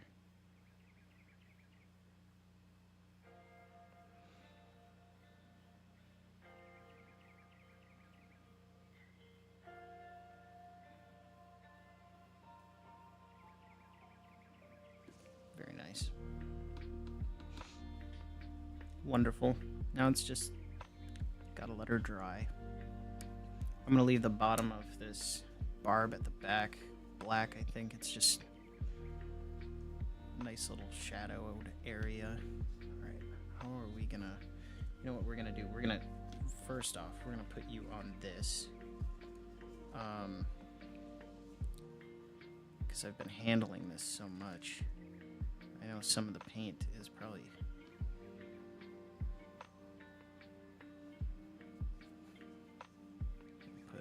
Nice little sponge for you to rest on. There we go. Very nice.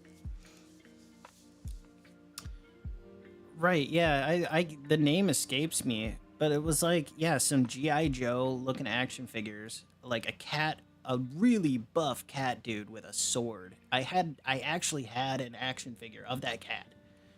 I'm gonna bring the camera back around and chinwag with you. But I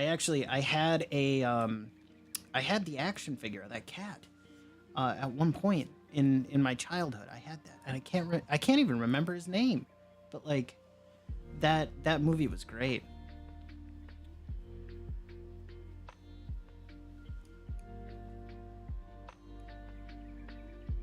Let's see. How's that? Is that good volume? Yeah, maybe. Maybe he was a Thundercat.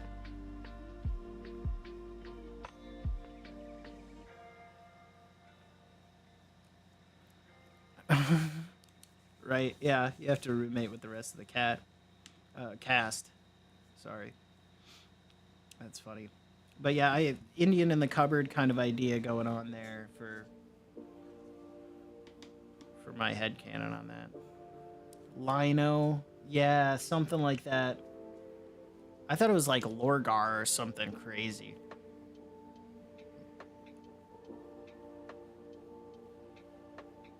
Hmm. Okay. How are you doing? I don't think we're not quite tacky enough yet for that. Panthera. There we go. Now we're talking on the same wavelength here.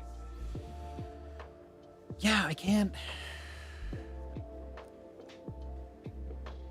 What was that movie, man? We're all just racking our brains on it.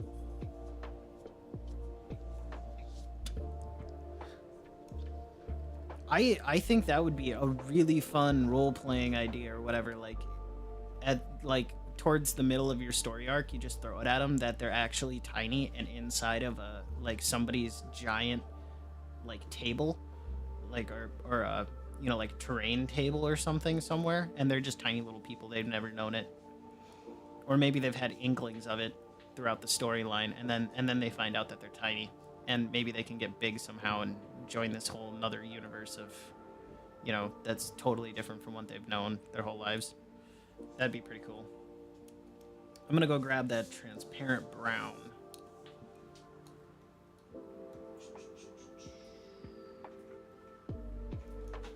And what do you know, it's the closest bottle to me. Beetlejuice in the model town. Yeah, for sure. So yeah, I'm definitely I can't walk back from it. I have to do the giant ant diorama with the World War II soldiers. I just gotta.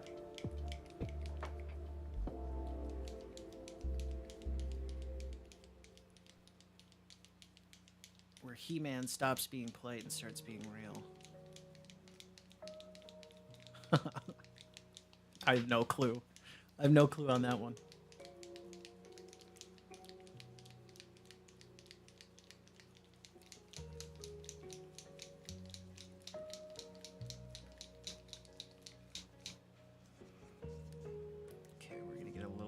Brown down on the palette. Couple drops. We're gonna water that down really well.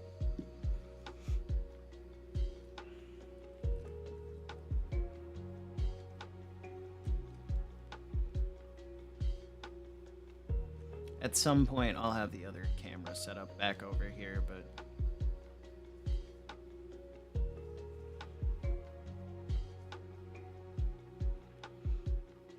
so what I found was this brown's got to get really watered down in the palette.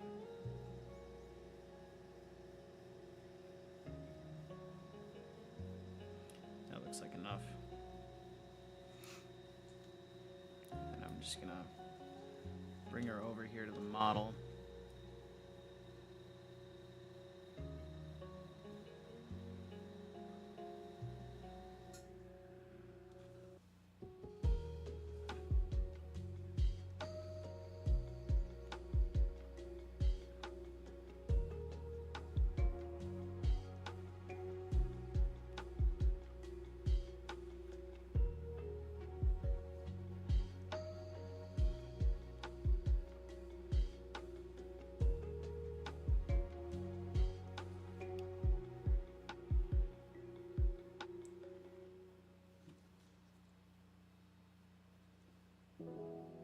Small soldiers. Maybe. Maybe, yeah. Yeah, it was a really cheesy like 90s movie, you know, or early 2000s maybe.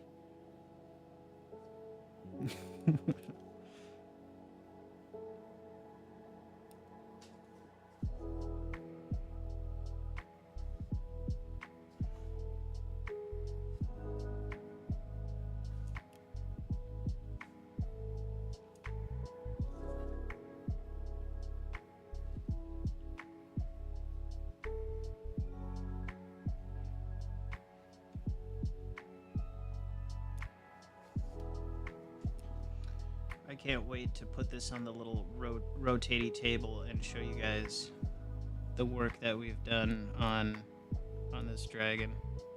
It's been, I think I was kind of right when somebody had asked me how long do you think this is going to take. I said something like 16 man hours to get it done. Something like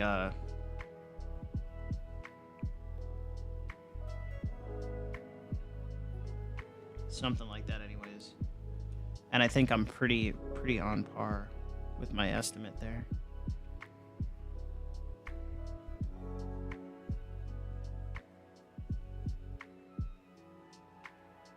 $1998, an episode of Twilight Zone. Is that the one with the doll that comes to life? Oh, that one scares me. Creepy dolls. Creepy dolls. Okay. Let's get you upright. We can see what's kind of happened here. So, it's not really going to focus on it, is it? There we go. So yeah, you can kind of see what's happened here with the claws, where they went from white to much more of a bony color. Same thing with the ones on top. So I think we're at that point where we can kind of call the dragon good. Besides, I've got to get a varnish coat on it, which I'll do separately from the stream. Color was I using for that?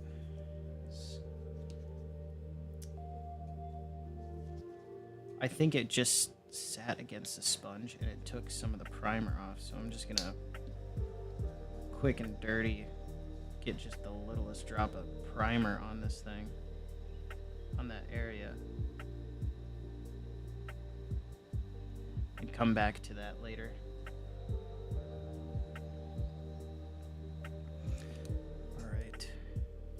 That being said, let's get you propped up and ready for your beauty shot there, she-dragon.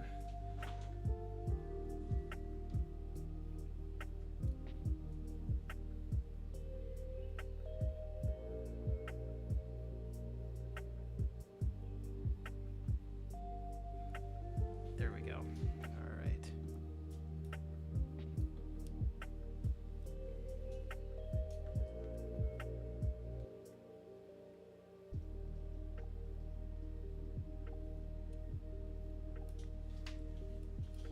Some awe-inspiring me. I don't have any that I wouldn't get copyright pinged from, unfortunately. This is about as good as it's gonna get. But yeah, I would get copyright striked left and right if I was doing this with other with other music. I know that this music I won't get struck from. So that's kind of why I keep playing it over and over. Well, it's just the same style anyways. But there is the dragon.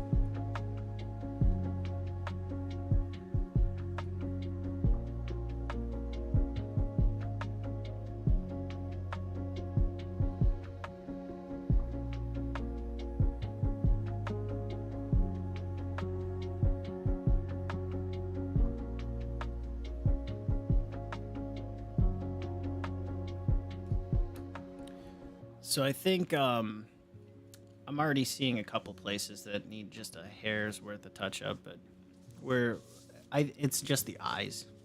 For some reason, I I think I need to go back through and do the eyes at some point in the future here. But oh, the thing they do in the movies where it's like awe-inspiring music, bam, bam, bam, kind of thing. Yeah, I'd like to do that in the future. I'll have to make some Paint Minis Live grand reveal music in my off time.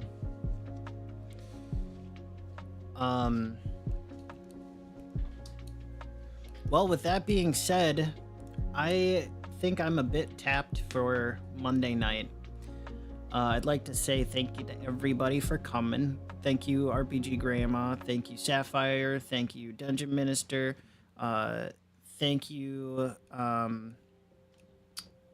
to our new friend, Orbital Air. Much appreciated for coming.